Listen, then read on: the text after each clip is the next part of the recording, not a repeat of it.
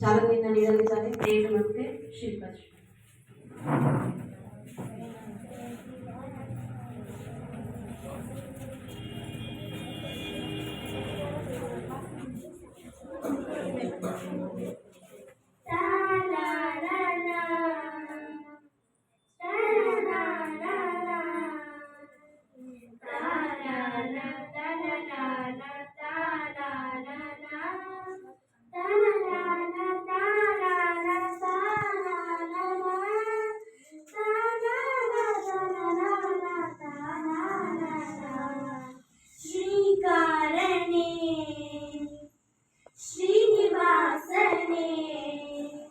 शेषाद्रि गिरिवास श्रीरमणने श्रीचक्र श्रीशंख भूषितने आत्माय देवाय आराधने करजले बरुव कलयुग दैव पाप विनाशनಂ लघुमिय मनम कलुकदलिरुव श्री ವೆಂಕಟೇಶ ಭದ್ರಾಣಿ ರಾಮನು ಇವನೇ ಮಧುರಾಪುರ ಶ್ಯಾಮನು ಇವನೇ ಶರಣಾಗಿ ಬಂದರೆ ಕಾಯೋ ಶ್ರೀಕಾರನೇ ಶ್ರೀನಿವಾಸನೇ ಶೇಷಾದ್ರಿ ಗಿರಿವಾಸ ಶ್ರೀರಮಣನೇ ಶ್ರೀಚಕ್ರ ಶ್ರೀಶಂಖ ಭೂಷಿತನೇ ಆತ್ಮಾಯ ದೇವಾಯ ಆರಾಧನೆ. ಧನ್ಯವಾದಗಳು. ಕಾರ್ಯಕ್ರಮಕ್ಕೆ ಚಾಲನೆ ನೀಡಿದಂತಹ ನಿಮ್ಮ ಶಾಲಾ ಮಕ್ಕಳಿಗೆ ಧನ್ಯವಾದಗಳು. ಇದೀಗ ಈ ಒಂದು ಕಾರ್ಯಕ್ರಮಕ್ಕೆ ಆಗಮಿಸಿದಂತಹ ಎಲ್ಲ ಗಣ್ಯರನ್ನು ಕುರಿತು ಸ್ವಾಗತಿಸಲಿದ್ದಾರೆ ನಮ್ಮ ಶಾಲೆಯ ಪ್ರಭಾರಿ ಮುಖ್ಯಸ್ಥರಾದಂತಹ ಶ್ರೀಯುತ ಬಸವರಾಜ್ ಸರ್ ಅವರು.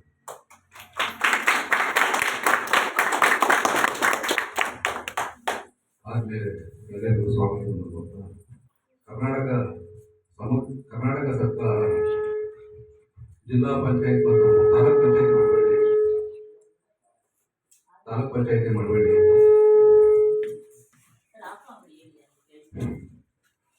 ಸಮಗ್ರ ಶಿಕ್ಷಣ ಮತ್ತು ಯೋಜನೆ ಕರ್ನಾಟಕ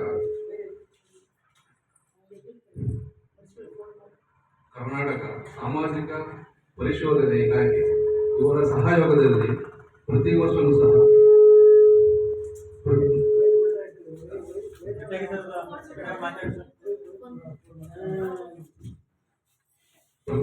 ಸಹ ಒಂದು ಗ್ರಾಮ ಪಂಚಾಯಿತಿಗೆ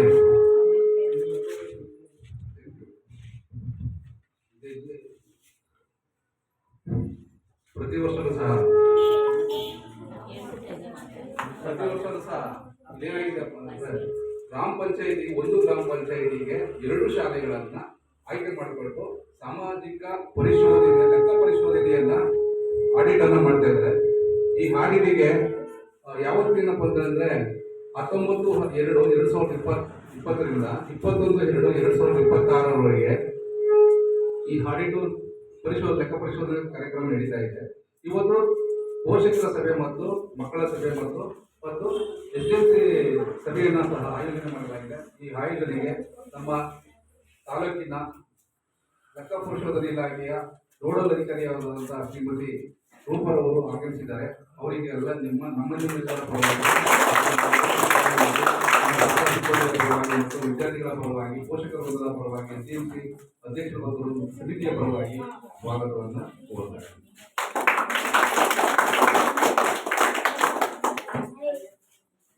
ಅದೇ ರೀತಿ ಈ ಕಾರ್ಯಕ್ರಮದ ಅಧ್ಯಕ್ಷತೆಯನ್ನ ವಹಿಸಬೇಕಾಗಿರ್ತಕ್ಕಂತಹ ಸಹಾಯಕ ನಿರ್ದೇಶಕರು ರೇಷ್ಮೆ ಇಲಾಖೆ ಅವರ ಪರವಾಗಿ ಇಲಾಖೆಯಿಂದ ಉದಯ್ ಸರ್ ಅವರು ಆಗಮಿಸಿದ್ದಾರೆ ಈ ಕಾರ್ಯಕ್ರಮಕ್ಕೆ. ಅವರಿಗೂ ಸಹ ಈ ಕಾರ್ಯಕ್ರಮದ ಪರವಾಗಿ ನಮ್ಮೆಲ್ಲರ ಪರವಾಗಿ ಅದನ್ನು ವೈಯಕ್ತಿಕವಾಗಿ ಶಾಲೆಯ ಆಡಳಿತದ ವತಿಯಿಂದ ಅದೇ ರೀತಿ ಈ ಕಾರ್ಯಕ್ರಮದ ಅಧಿಕಾರಿಗಳಾಗಿ ಆಗಮಿಸತಕ್ಕಂಥ ಶ್ರೀನಿವಾಸರು ಸಹ ಆಗಮಿಸಿದ್ದಾರೆ. ಮದೇಸ್ವಾಮಿ ಅವರು ಸಹ ನಿಮ್ಮೆಲ್ಲರ ಪರವಾಗಿ ಹಾಗೂ ಈ ಕಾರ್ಯಕ್ರಮದ ಪರವಾಗಿ ಮತ್ತು ಶಾಲೆ ವಿದ್ಯಾರ್ಥಿಗಳ ಪರವಾಗಿ ಮತ್ತು ಪೋಷಕರ ಪರವಾಗಿ ಆತ್ಮೀಯ ಸ್ವಾಗತವನ್ನು ಕೋರ್ತೇವೆ. ಅದೇ ರೀತಿ ಇನ್ನೂ ಆಗಮಿಸಿದ್ದಾರೆ. ಅವರಿಗೂ ಸಹ ಈ ಕಾರ್ಯಕ್ರಮದ ಪರವಾಗಿ ಮತ್ತು ಈ ಸಾಮಾಜಿಕ ಪರಿಶೋಧನೆ ಇಲಾಖೆಯ ಕಾರ್ಯಕ್ರಮದ ವತಿಯಿಂದ ಸಹ ಮತ್ತು ಶಾಲೆಯ ವತಿಯಿಂದ ಅದೇ ರೀತಿ ನಮ್ಮ ಶಾಲೆಯ ಎಸ್ಡಿಎಂಸಿ ಅಧ್ಯಕ್ಷರಾದಂತಹ ಶ್ರೀಯುತ ಶಿವರಾಜ್ ಅವರು ಆಗಮಿಸಿದ ಈ ಕಾರ್ಯಕ್ರಮಕ್ಕೆ ಈ ಸಭೆಗೆ ಈ ಸಭೆಯ ಪರವಾಗಿ ಮತ್ತು ಎಲ್ಲರ ಪರವಾಗಿ ಮತ್ತು ಪೋಷಕ ವೃಂದದ ಪರವಾಗಿ ನನ್ನ ವೈಯಕ್ತಿಕವಾಗಿ ಅದೇ ರೀತಿ ಈ ಕಾರ್ಯಕ್ರಮಕ್ಕೆ ಈ ಸಭೆಗೆ ಎಸ್ಡಿಎಂಸಿ ಉಪಾಧ್ಯಕ್ಷರಾದ ಶ್ರೀಮತಿ ಶೋಭಾ ಅವರು ಆಗಮಿಸಿದ್ದಾರೆ. ಅವರಿಗೂ ಸಹ ನಮ್ಮ ನಿಮ್ಮೆಲ್ಲರ ಪರವಾಗಿ ಈ ಕಾರ್ಯಕ್ರಮದ ಪರವಾಗಿ ಸ್ವಾಗತ. ಅದೇ ರೀತಿ ನಮ್ಮ ಶಾಲೆಯಲ್ಲಿ ಸುಮಾರು 3 ವರ್ಷಗಳ ಕಾಲ ಹಿರಿಯ ಶಿಕ್ಷಕರಾಗಿ ಕರ್ತವ್ಯ ನಿರ್ವಹಿಸಿ ಬೇರೆ ಶಾಲೆಗೆ ಹೆಚ್ಚುವರಿಯಲ್ಲಿ ವರ್ಗಾವಣೆಯಾಗಿರ್ತಕ್ಕಂಥ ಶ್ರೀಮತಿ ಸರ್ವಮಂಗಳ PU ರವರು ಆಗಮಿಸಿದ್ದಾರೆ. ಅವರಿಗೂ ಸಹ ನಮ್ಮ ನಿಮ್ಮೆಲ್ಲರ ಪರವಾಗಿ ಸ್ವಾಗತವನ್ನು ಕೋರ್ತೇನೆ. ಆತ್ಮೀಯ ಎಲ್ಲ ಈ ಸಭೆಗೆ ಎಲ್ಲ ಪೋಷಕರು ಎಸ್ಡಿಎಂಸಿ ಸದಸ್ಯರಾದಂತಹ ಗವಿಸಿದ್ದಯ್ಯನವರು ಆಗಮಿಸಿದ್ದಾರೆ. ಅವರು ಸಹ ಈ ಕಾರ್ಯಕ್ರಮದ ಪರವಾಗಿ ಸ್ವಾಗತವನ್ನು ಕೋರ್ತೇನೆ. ಅದೇ ರೀತಿ ನಮ್ಮ ಎಸ್ಡಿಎಂಸಿ ಮಹಾನಿರ್ದೇಶಕರಾದಂತಹ ಶ್ರೀಯುತ ಶಿಂದೇಗೌಡರು ಸಹ ಆಗಮಿಸಿದ್ದಾರೆ. ಅವ್ರಿಗೂ ಸಹ ಈ ಕಾರ್ಯಕ್ರಮದ ಪರವಾಗಿ ಸ್ವಾಗತವನ್ನು ಕೋರ್ತೇನೆ. ಅದೇ ರೀತಿ ಅವ್ರಿಗೂ ಸಹ ಈ ಕಾರ್ಯಕ್ರಮದ ಪರವಾಗಿ ಸ್ವಾಗತವನ್ನು ಕೋರ್ತೇನೆ. ಅದೇ ರೀತಿ ಎಲ್ಲ ಮಹಿಳಾ ಸದಸ್ಯರ ಹೆಸರುಗಳು ಸರಿಯಾಗಿ ಇನ್ನೂ ಗೊತ್ತಿಲ್ಲ. ಅದರಿಂದ ಎಲ್ಲರ ಪರವಾಗಿ ನಾವು ಈ ಕಾರ್ಯಕ್ರಮದ ಪರವಾಗಿ ಮತ್ತು ಈ ಸಭೆಯ ಪರವಾಗಿ ಮತ್ತು ಶಾಲೆಯ ವತಿಯಿಂದ ಮತ್ತು ವಿದ್ಯಾರ್ಥಿಗಳ ವತಿಯಿಂದ ನಮ್ಮ ಶಿಕ್ಷಕರ ವೃಂದದ ಪರವಾಗಿ ಉತ್ಮುಖರಾದಂಥ ಎಲ್ಲ ಪೋಷಕರಿಗೂ ಸ್ವಾಗತವನ್ನು ಕೋರ್ತೇವೆ.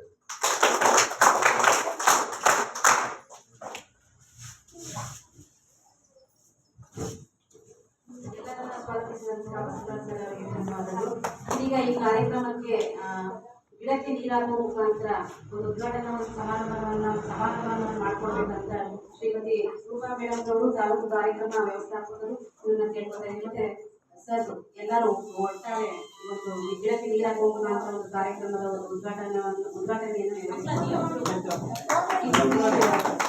ಇಬ್ರು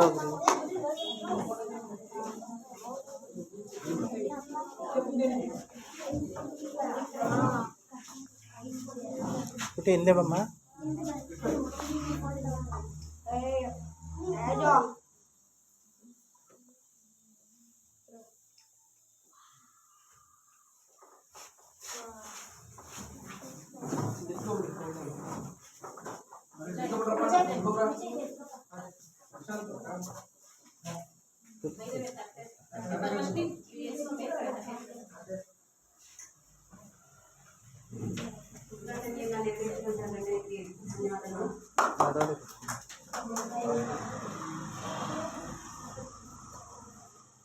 ಈಗ ಪ್ರಾಸ್ತಾವಿಕ ನುಡಿಯನ್ನ ಶ್ರೀಮತಿ ರೂಪಾ ಮೇಡಮ್ ಅವರು ತಾಲೂಕು ಕಾರ್ಯಕ್ರಮ ವ್ಯವಸ್ಥಾಪಕರು ಈ ಒಂದು ಪ್ರಾಸ್ತಾವಿಕ ನುಡಿಯನ್ನು ನೀಡಬೇಕೆಂದು ಕೇಳ್ಕೊಳ್ತಾರೆ.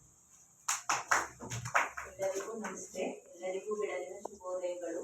ಗುರು ಬ್ರಹ್ಮ, ಗುರು ವಿಷ್ಣು, ಗುರುದೇವೋ ಮಹೇಶ್ವರ, ಗುರು ಸಾಕ್ಷಾತ್ ಪರಬ್ರಹ್ಮ ತಸ್ಮೈ ಶ್ರೀ ಗುರುವೇ ನಮಃ ಎಂದು ಗುರುಗಳನ್ನ ಸ್ಮರಣೆ ಮಾಡುತ್ತಾ ನಮ್ಮ ಭಾರತೀಯ ಸಂಸ್ಕೃತಿಯಲ್ಲಿ ಅತಿಥಿ ದೇವೋ ಭವ ಎನ್ನುವ ನಿಟ್ಟಿನಲ್ಲಿ ನಮ್ಮ ಕರೆಗೆ ಹೋಗಬೇಕು ಆಗಮಿಸಿ ಆಸನರಾಗಿರ್ತಕ್ಕಂಥ ರೇಷ್ಮೆ ನಿರೀಕ್ಷಕರು ಅವರಿಗೆ ನಮ್ಮ ಕಾರ್ಯಕ್ರಮಕ್ಕೆ ಸ್ವಾಗತಿಸುತ್ತಾ ಹಾಗೆ ಶಾಲಾ ಮುಖ್ಯ ಶಿಕ್ಷಕರು, ಎಸ್ಡಿಎಂಸಿ ಅಧ್ಯಕ್ಷರು, ಉಪಾಧ್ಯಕ್ಷರು, ಸದಸ್ಯರು, ಶಾಲಾ ಸಿಬ್ಬಂದಿ ವರ್ಗದವರು, ಎಲ್ಲಾ ಪೋಷಕ ವರ್ಗದವರು, ಸಮುದಾಯದವರು, ಮಕ್ಕಳು ಎಲ್ಲರಿಗೂ ಕೂಡ ಸಂಶೋಧನಾ ನಿರ್ದೇಶನ ನಿರಂತರವಾಗಿ ಈ ಕಾರ್ಯಕ್ರಮಕ್ಕೆ ಸ್ವಾಗತಿಸುತ್ತಾ ಮಾನ್ಯ ಮುಖ್ಯ ಕಾರ್ಯಕ್ರಮಗಳಿಗೆ ನಿಮ್ಮ ಶಾಲೆಯಲ್ಲಿ 3 ದಿನಗಳ ಕಾಲ ಒಂದು ಸಾಮಾಜಿಕ ಸಂಶೋಧನಾ ಪ್ರಕ್ರಿಯೆಯನ್ನು ಮುಕ್ತಾಯಗೊಳಿಸಿ 4ನೇ ದಿನ ಒಂದು ಪೋಷಕರ ಸಭೆಯನ್ನು ನಡೆಸಲಾಗಿದೆ. ಈ ಪೋಷಕರ ಸಭೆಯಲ್ಲಿ ಮತ್ತೆ ಮಕ್ಕಳ ಕಲಿಕಾ ಸಾಮರ್ಥ್ಯ, ಶಾಲೆ ಮೂಲಭೂತ ಸೌಕರ್ಯಗಳ ಮಕ್ಕಳ ಒಂದು ಶೈಕ್ಷಣಿಕ ಅಭಿವೃದ್ಧಿಯ ಬಗ್ಗೆ ಎಲ್ಲ ವಿಷಯಗಳನ್ನು ಚರ್ಚೆ ಮಾಡಲಿಕ್ಕೆ ಒಂದು ವೇದಿಕೆಯನ್ನು ಆಯೋಜಿಸಲಾಗಿದೆ. ಇದರಲ್ಲಿ ಕೊನೆಯಲ್ಲಿ ಮುಖ್ಯ ಅಭಿಪ್ರಾಯಗಳನ್ನು ನೀಡಬೇಕು. 2023-24ನೇ ಸಾಲಿನ ಸಮಗ್ರ ಶಿಕ್ಷಣ ಯೋಜನೆ ಕರ್ನಾಟಕ ಸಾಮಾಜಿಕ ಪರಿಶೋಧನೆಯನ್ನು ಯಾವುದೇ ಒಂದು ಅನುದಾನ ಬಂದರೆ ಶಾಲೆಗೆ ಬಂದಿರುವಂತಹ ಅನುದಾನ ಸಮರ್ಪಕವಾಗಿ ಸದ್ಬಳಕೆಯಾಗಿದೆಯಾ, ಜೊತೆಗೆ ಮಕ್ಕಳಿಗೆ ಈ ಅನುದಾನ ಎಲ್ಲ ತಲುಪಿದೆಯಾ, ಜೊತೆಗೆ ಪೋಷಕರಿಗೆ ಈ ಯೋಜನೆ ಬಗ್ಗೆ ಮಾಹಿತಿ ಇದೆ. ಯಾಕಂದರೆ ಶಿಕ್ಷಣ ಇಲಾಖೆಯಲ್ಲಿ ಆಡಳಿತನ ಮಾಡಿ ವರದಿಯನ್ನು ಸಲ್ಲಿಸಿರ್ತಾರೆ. ಆದರೆ ನಮ್ಮ ಸೋಷಿಯಲ್ ಆಡಿಟಲ್ಲಿ ಸಮುದಾಯದವಾಗಿ ಒಂದು ಆಡಿಟನ್ನು ಮಾಡಿ ಒಂದು ಸಮುದಾಯದವರ ನಿರ್ಣಯವನ್ನು ತೆಗೆದುಕೊಳ್ತಕ್ಕಂಥದ್ದು ಸಾಮಾಜಿಕ ಪರಿಶೋಧನೆಯಲ್ಲಿ ಇರುವಂತ ಪ್ರಕ್ರಿಯೆ ಆಗಿರುತ್ತೆ. ಹಾಗಾಗಿ ಈ ಯೋಜನೆಯ ಬಗ್ಗೆ ಮಾಹಿತಿ ಹೇಳೋದಾದ್ರೆ ಇದರ ಉದ್ದೇಶ ಏನಪ್ಪಾ ಅಂದ್ರೆ ಗುಣಮಟ್ಟದ ಶಿಕ್ಷಣವನ್ನ ಒದಗಿಸ್ತಕ್ಕಂಥದ್ದು, ಮಕ್ಕಳ ಕಲಿಕಾ ಸಾಮರ್ಥ್ಯವನ್ನ ಹೆಚ್ಚಿಸ್ತಕ್ಕಂಥದ್ದು, ಶಾಲಾ ಶಿಕ್ಷಣದಲ್ಲಿ ಸಾಮಾಜಿಕ ಮತ್ತು ಲಿಂಗ ಅಸಮಾನತೆಯನ್ನ ಹೋಗಲಾಡಿಸ್ತಕ್ಕಂಥದ್ದು. ಉಚಿತ ಶಿಕ್ಷಣ ಕಾಯ್ದೆ RTI ಪ್ರಕಾರ 2009 ಕೂಡ ಪ್ರಿ ನರ್ಸರಿಯಿಂದ 12ನೇ ತರಗತಿಯವರೆಗೆ ಸರ್ಕಾರ ಎಲ್ಲ ಮಕ್ಕಳಿಗೂ ಕೂಡ ಉಚಿತ ಶಿಕ್ಷಣ ಕಡ್ಡಾಯ ಕಾಯ್ದೆಯನ್ನ ಜಾರಿಗೆ ತಂದಿರುತ್ತದೆ. ಯಾಕಂದ್ರೆ ಯಾವುದೇ ಒಂದು ಮಗು ಶಿಕ್ಷಣದಿಂದ ವಂಚಿತರಾಗಬಾರದು ಅನ್ನೋ ನಿಟ್ಟಿನಲ್ಲಿ ಸರ್ಕಾರ ಈ ಯೋಜನೆಯನ್ನ ಆಯೋಜಿಸತಕ್ಕಂಥದ್ದು. ಜೊತೆಗೆ ಸಮಾನ ನಿರೀಕ್ಷೆಗಳ ಬಗ್ಗೆ ಹೇಳೋದಾದ್ರೆ ಸಾಮಾಜಿಕ ಪ್ರವೇಶ, ಗುಣಮಟ್ಟ ಮತ್ತೆ ಸಮಾನತೆಯನ್ನ ಯೋಜನೆ ಮಾಡ್ತಕ್ಕಂಥದ್ದು, ಶಿಕ್ಷಣ ಔದ್ಯೋಗೀಕರಣಗಳನ್ನ ಹೆಚ್ಚಿಸ್ತಕ್ಕಂಥದ್ದು, ಜೊತೆಗೆ ಸರ್ವ ಶಿಕ್ಷಣ ಅಭಿಯಾನ SSA ಮತ್ತೆ ರಾಷ್ಟ್ರೀಯ ಮಾಧ್ಯಮಿಕ ಶಿಕ್ಷಣ RMSA ಮತ್ತು ಶಿಕ್ಷಕರ ಶಿಕ್ಷಣ ಟೀಚಿಂಗ್ ಎಜುಕೇಶನ್ ಮಕ್ಕಳ ಒಂದು ಸಹಯೋಗದೊಂದಿಗೆ ಈ ಯೋಜನೆಯನ್ನ ಜಾರಿಗೆ ತಂದಿರತಕ್ಕಂಥದ್ದು. ಸರ್ಕಾರದಿಂದ ಯಾವುದೇ ಒಂದು ಅನುದಾನ ಬಂದರೂ ಕೂಡ ಯೋಜನೆಯ ಅನುಷ್ಠಾನದಲ್ಲಿ ಪಾರದರ್ಶಕತೆ, ಉತ್ತರಾಯಕತ್ವ, ಜನರ ಸಹಭಾಗಿತ್ವವನ್ನ ಖಚಿತಪಡಿಸಿಕೊಳ್ತಕ್ಕಂಥದ್ದು. ಸಾಮಾಜಿಕ ಪರಿಶೋಧನಾ ಗ್ರಾಮ ಸಭೆಗಳ ಮುಖಾಂತರ ಯೋಜನೆಯಲ್ಲಿ ಸಾರ್ವಜನಿಕರು, ಪೋಷಕರು, ಫಲಾನುಭವಿಗಳು ಎಲ್ಲರೂ ಕೂಡ ಪಾರದರ್ಶಕವಾಗಿ ಭಾಗವಹಿಸಿ ಯೋಜನೆಯ ಬಗ್ಗೆ ಅವರ ಅನಿಸಿಕೆ, ಅಭಿಪ್ರಾಯವನ್ನ ಹೇಳ್ಬೇಕು ಅನ್ನೋ ಮಾಹಿತಿಯನ್ನ ಹೇಳ್ತಾ ಇರುವಂತದ್ದು. ನಿಮ್ಮ ಶಾಲೆಯಲ್ಲಿ 2023-24ನೇ ಸಾಲಿನಲ್ಲಿ ಸರ್ಕಾರದಿಂದ ಬಂದಂತಹ ಅನುದಾನಗಳು, ಶಾಲಾ ನಡೆದ ದಿನಗಳು ಮತ್ತೆ ಮೂಲಭೂತ ಸೌಕರ್ಯಗಳು ಪ್ರಸ್ತುತ ಮತ್ತೆ ಆ ಒಂದು ಅವಧಿಯಲ್ಲಿ ಏನೇನೆಲ್ಲ ಅನುದಾನಗಳು ಬಂದಿತ್ತು. ಏಕೆಂದ್ರೆ ಶಿಕ್ಷಣ ಇಲಾಖೆಯಲ್ಲಿ ಆಡಿಟ್ ಅನ್ನ ಮಾಡಿ ವರದಿಯನ್ನ ಸಲ್ಲಿಸಿರ್ತಾರೆ. ಅಂದ್ರೆ ಸಾರ್ವಜನಿಕರಿಗೆ ಶಾಲೆಯಲ್ಲಿ ಯಾವ್ಯಾವ್ದು ಅನುದಾನ ಬಂದಿದೆ, ಅದು ಮಕ್ಕಳಿಗೆ ತಲುಪಿದ್ಯಾ, ಮತ್ತೆ ಆ ಯೋಜನೆ ಎಲ್ಲ ಸದ್ಬಳಕೆ ಆಗಿದೆ ಅನ್ನೋ ನಿಟ್ಟಿನಲ್ಲಿ ನಾವು ಒಂದು ಸಭೆಯನ್ನ ಕರೆದು ಚರ್ಚೆ ಮಾಡ್ತಕ್ಕಂಥದ್ದು.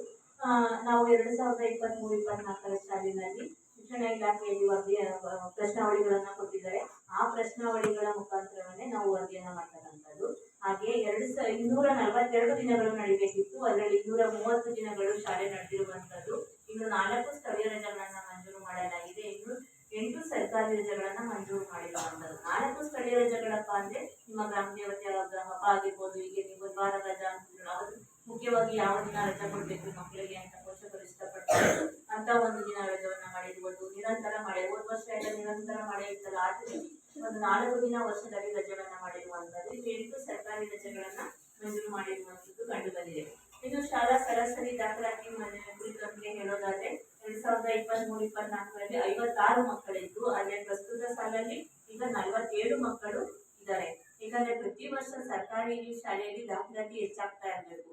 ಯಾಕಂದ್ರೆ ಸರ್ಕಾರಿ ಸೌಲಭ್ಯಗಳು ಬೇಕು ಅಂತ ಇಷ್ಟಪಡ್ತೀವಿ, ಆದ್ರೆ ಸರ್ಕಾರಿ ಶಾಲೆಗಳಿಗೆ ಹೆಚ್ಚಿನ ಒಂದು ದಾಖಲಾತಿ ಕಡಿಮೆ ಆಗ್ತದೆ. ದಯಮಾಡಿ ಎಲ್ಲಾ ಪೋಷಕರು ಸರ್ಕಾರಿ ಶಾಲೆಗೆ ಸೇರಿಸಬೇಕು. ಯಾಕಂದ್ರೆ ಸರ್ಕಾರಿ ಕೆಲಸ ಬೇಕು ಅಂತ ನಾವು ಇಷ್ಟಪಡ್ತೀವಲ್ವಾ, ನಮ್ಮ ಮಕ್ಕಳನ್ನ ಏನು ಓದಿಸ್ತೀವಿ, ನಮ್ಗೆ ಸರ್ಕಾರಿ ಕೆಲಸ ಸಿಗ್ಬೇಕು ನಮ್ಮ ಮಕ್ಕಳಿಗೆ ಕಡ್ಡಾಯವಾಗಿ ಅನ್ನೋ ಮಕ್ಕಳು ಎಲ್ಲಾ ಪೋಷಕರ ಕನಸಿರುತ್ತೆ. ಹಾಗೆ ಸರ್ಕಾರಿ ಶಾಲೆಗಳಲ್ಲೂ ಓದಿಸ್ಬೇಕಂದ್ರೆ ಸರ್ಕಾರಿ ಶಾಲೆಯಲ್ಲಿ ಓದಿರುವ ಗ್ರಾಮೀಣ ಮಕ್ಕಳಿಗೆ ಹೆಚ್ಚಿನ ಒಂದು ಆದ್ಯತೆಯನ್ನ ಕೊಡ್ತಕ್ಕಂಥದ್ದು. ಈಗ ಸರ್ಕಾರದಿಂದ ಒಂದು ವರ್ಷಕ್ಕೆ ಒಂದು 70,000-80,000 ಅನುದಾನವನ್ನ ಖರ್ಚು ಮಾಡ್ತಿದೆ. ಈಗ ನಿರಂತರ ಬಿಸಿಯೂಟ ಯೋಜನೆ ಇದೆಯಲ್ವಪ್ಪ ನಿಮ್ಮ ಶಾಲೆಯಲ್ಲಿ, ಎಲ್ಲರೂ ಬೆಳಗ್ಗೆ ಹಾಲು ಕುಡಿತೀರಾ? ಮಧ್ಯಾಹ್ನ ಬಿಸಿಯೂಟ ಯೋಜನೆ ಇದೆಯಾ? ನಿಮ್ಮ ಶಾಲೆಯಲ್ಲಿ ಮೆನು ಚಾರ್ಟ್ ಪ್ರಕಾರ ಅಡುಗೆ ಮಾಡ್ತಾರಾ? ಈ ಮೆನು ಚಾರ್ಟ್ ಅಂದ್ರೆ ಏನು ನೋಡಿದ್ದೀರಾ?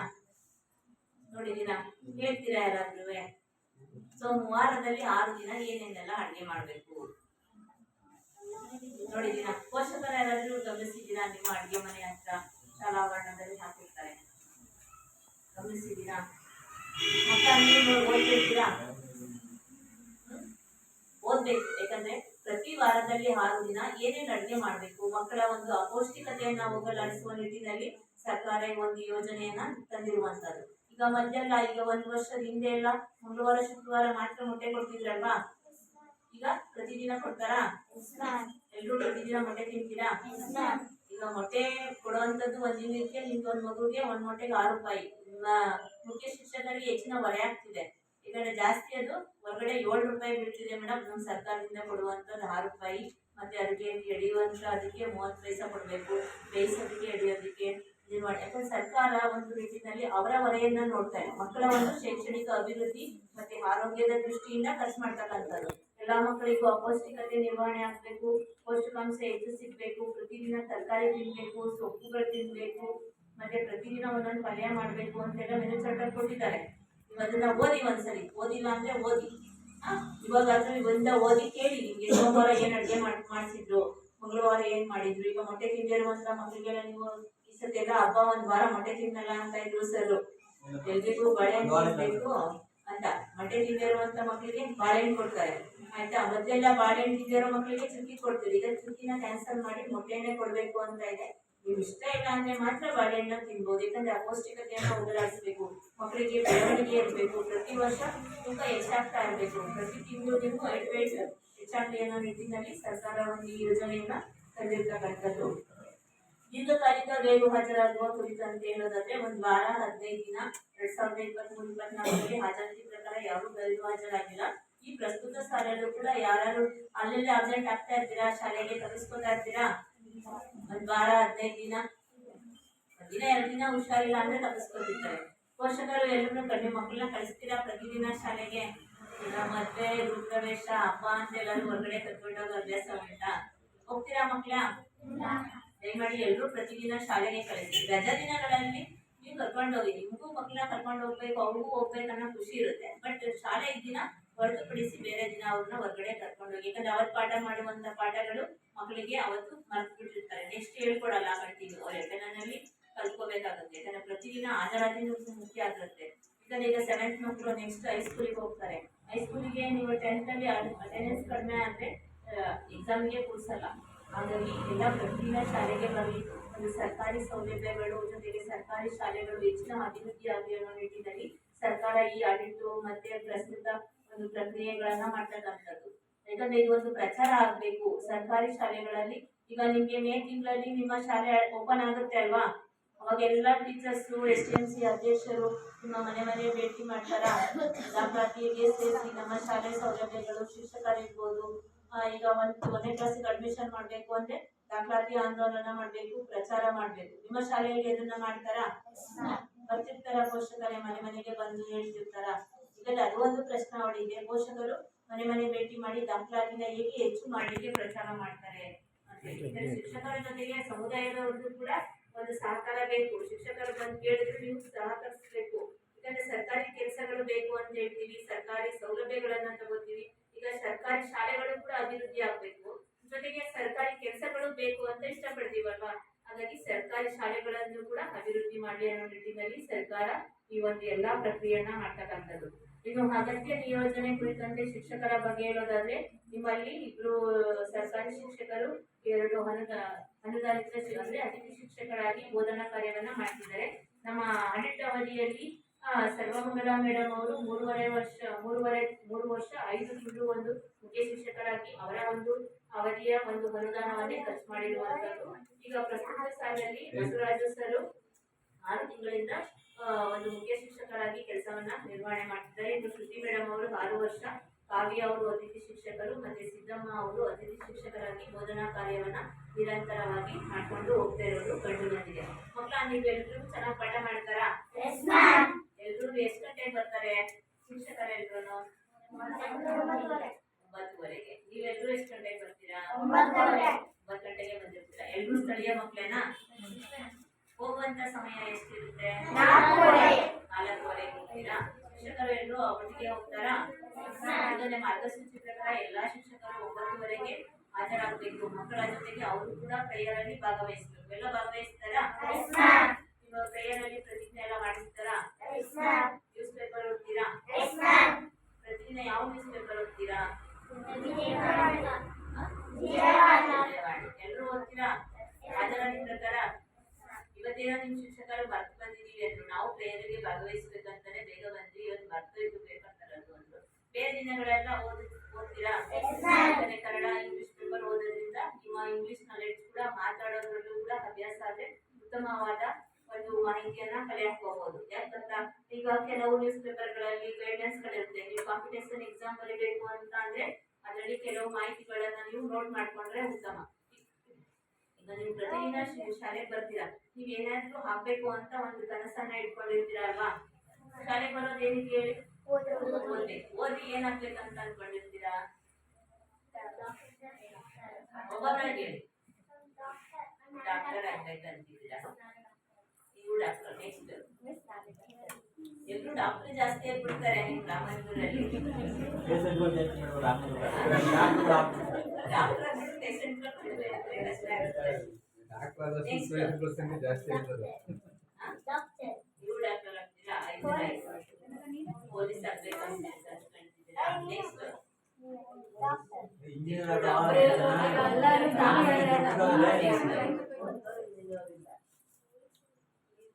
ಇದೆಲ್ಲ ಇದನ್ನ ಸಾಧನೆ ಮಾಡ್ಬೇಕು ಅಂದ್ರೆ ತುಂಬಾ ಚೆನ್ನಾಗಿ ಓದ್ಬೇಕು.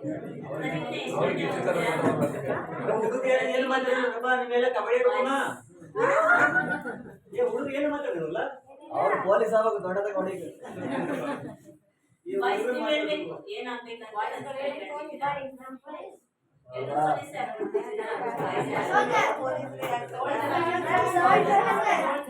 ಆಯ್ತಾ? ಏನಾದ್ರೂ ಒಂದ್ ಹಾಕ್ಬೇಕು ಅನ್ನೋ ಕನಸನ್ನ ಇಟ್ಕೊಂಡು ನೀವು ಗುರಿಯನ್ನ ಸಾಧಿಸ್ಬೇಕು. ಪ್ರತಿದಿನ ಎಷ್ಟು ಗಂಟೆ ಓದ್ತೀರಾ?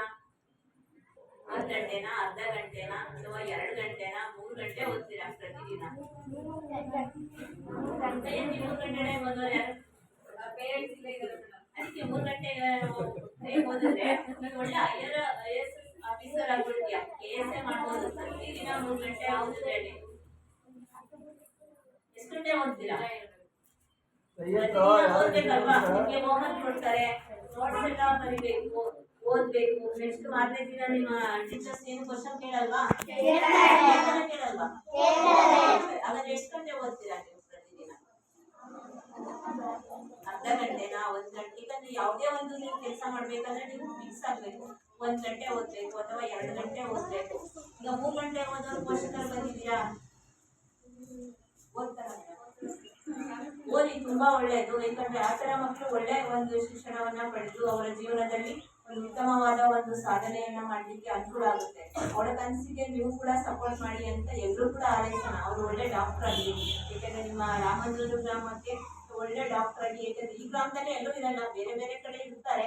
ಆದ್ರೆ ಅವ್ರ ಜೀವನ ಶೈಲಿ ರೂಪಿಸ್ಕೊಳ್ಳಕ್ಕೆ ಒಳ್ಳೆ ಶಿಕ್ಷಣವನ್ನ ಕೊಟ್ಟಂತ ನಿಮ್ಮ ಬಸವರಾಜ ಸರ್, ನಿಮ್ಮ ಉಳಿದಂತ ಎಲ್ಲಾ ಶಿಕ್ಷಕರ ವೃಂದದವರಿಗೂ ಕೃತಜ್ಞತೆ ಆಗಿರುತ್ತೆ. ನಿಮ್ಮ ತಂದೆ ತಾಯಿಗೆ ಒಳ್ಳೆ ಒಂದು ಹೆಸರನ್ನ ತರ್ತೀರಾ, ನಿಮ್ಮ ಗ್ರಾಮಕ್ಕೂ ಒಂದು ಹೆಸರನ್ನ ಬರಲಿ ಅಂತ ಹೇಳ್ತಾ ಎಲ್ಲರೂ ಕೂಡ, ಯಾಕಂದ್ರೆ ಪ್ರತಿಯೊಂದು ಮಕ್ಕಳು ಕೂಡ ಸಾಧನೆ ಮಾಡ್ಬೇಕು. ಯಾಕಂದ್ರೆ ಅವರವ್ರದ್ದೇ ಆದ ಒಂದು ಕನಸುಗಳಿರುತ್ತೆ.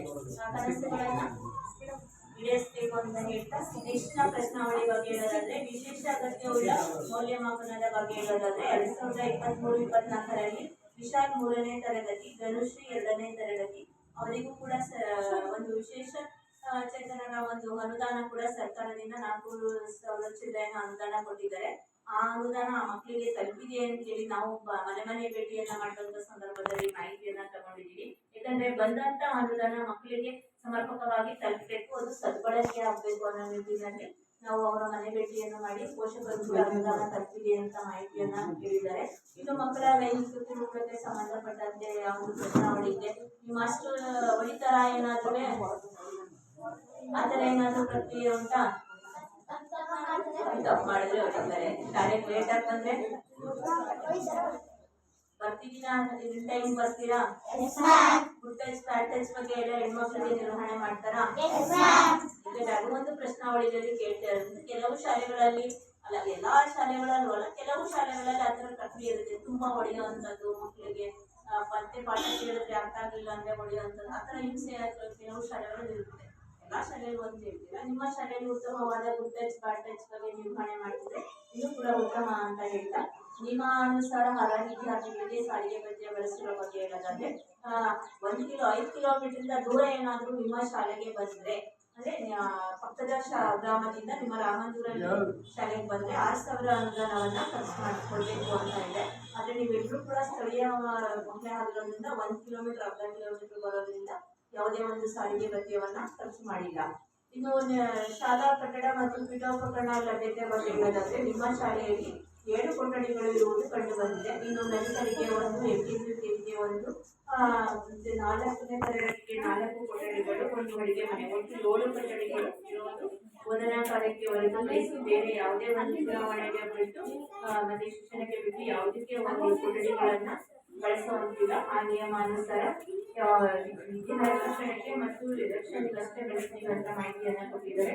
ಇನ್ನು ಮೂಲಭೂತ ಸೌಕರ್ಯಗಳು ಮತ್ತೆ ಶುದ್ಧ ಕುಡಿಯುವ ನೀರಿನ ವ್ಯವಸ್ಥೆ ಬಗ್ಗೆ ಹೇಳೋದಾದ್ರೆ, ನಿಮ್ಮ ಶಾಲೆಯಲ್ಲಿ ನಾವು ಗಮನಿಸಿದಂತೆ 80 ಮಕ್ಕಳಿಗೆ ಒಂದು ಶೌಚಾಲಯ ಇರಬೇಕು, 2 ಯೂನಿಟ್ ಇರಬೇಕು ಅಂತ ಇದೆ. ಆದ್ರೆ ನಿಮ್ಮ ಶಾಲೆಯಲ್ಲಿ ಶೌಚಾಲಯ ದುರಸ್ತಿಯಲ್ಲಿರೋದು ಕಂಡು ಬಂದಿದೆ. ಆದ್ರೆ ಅದರಲ್ಲಿ ಸಮರ್ಪಕವಾಗಿ ನೀರು ಸಿಗುತ್ತಾ? ಈಗ ಸದ್ಯಕ್ಕೆ ನಿಮ್ಗೆ ಶೌಚಾಲಯದಲ್ಲಿ ನೀರಿರುತ್ತಾ ಯಾವಾಗಲೂ? ಯಾಕಂದ್ರೆ ಹೆಣ್ಣು ಮಕ್ಕಳ ಒಂದು ಸುರಕ್ಷತಾ ದೃಷ್ಟಿಯಿಂದ, ಒಂದು ಆರೋಗ್ಯದ ದೃಷ್ಟಿಯಿಂದ ಪ್ರತಿ ಶಾಲೆಗಳಲ್ಲೂ ಮೂಲಭೂತ ಸೌಕರ್ಯಗಳು ತುಂಬಾ ಇಂಪಾರ್ಟೆಂಟ್ ಇರುತ್ತೆ. ಮಕ್ಕಳಿಗೆ ಒಂದು ಶೌಚಾಲಯ ತುಂಬಾ ಅಮೂಲ್ಯವಾಗಿರ್ಬೇಕು, ಸ್ವಚ್ಛವಾಗಿಗೊಳಿಸ್ಬೇಕು. ಯಾಕಂದ್ರೆ ಸರ್ಕಾರ ಕುಡಿಯ ನೀರು ಶೌಚಾಲಯಕ್ಕೆ ಇಂತಿಷ್ಟು ಅನುದಾನವನ್ನ ಕೊಡ್ತಾ ಇದೆ. ಯಾಕಂದ್ರೆ ಅದನ್ನ ಸ್ವಚ್ಛಗೊಳಿಸ್ಬೇಕು. ಹಾಗಾಗಿ ವಾರಕ್ಕೊಂದ್ಸರಿ 15 ದಿನಕ್ಕೊಂದ್ಸರಿ ಸ್ವಚ್ಛತೆಯಿಂದ ಇಟ್ಕೋಬೇಕು.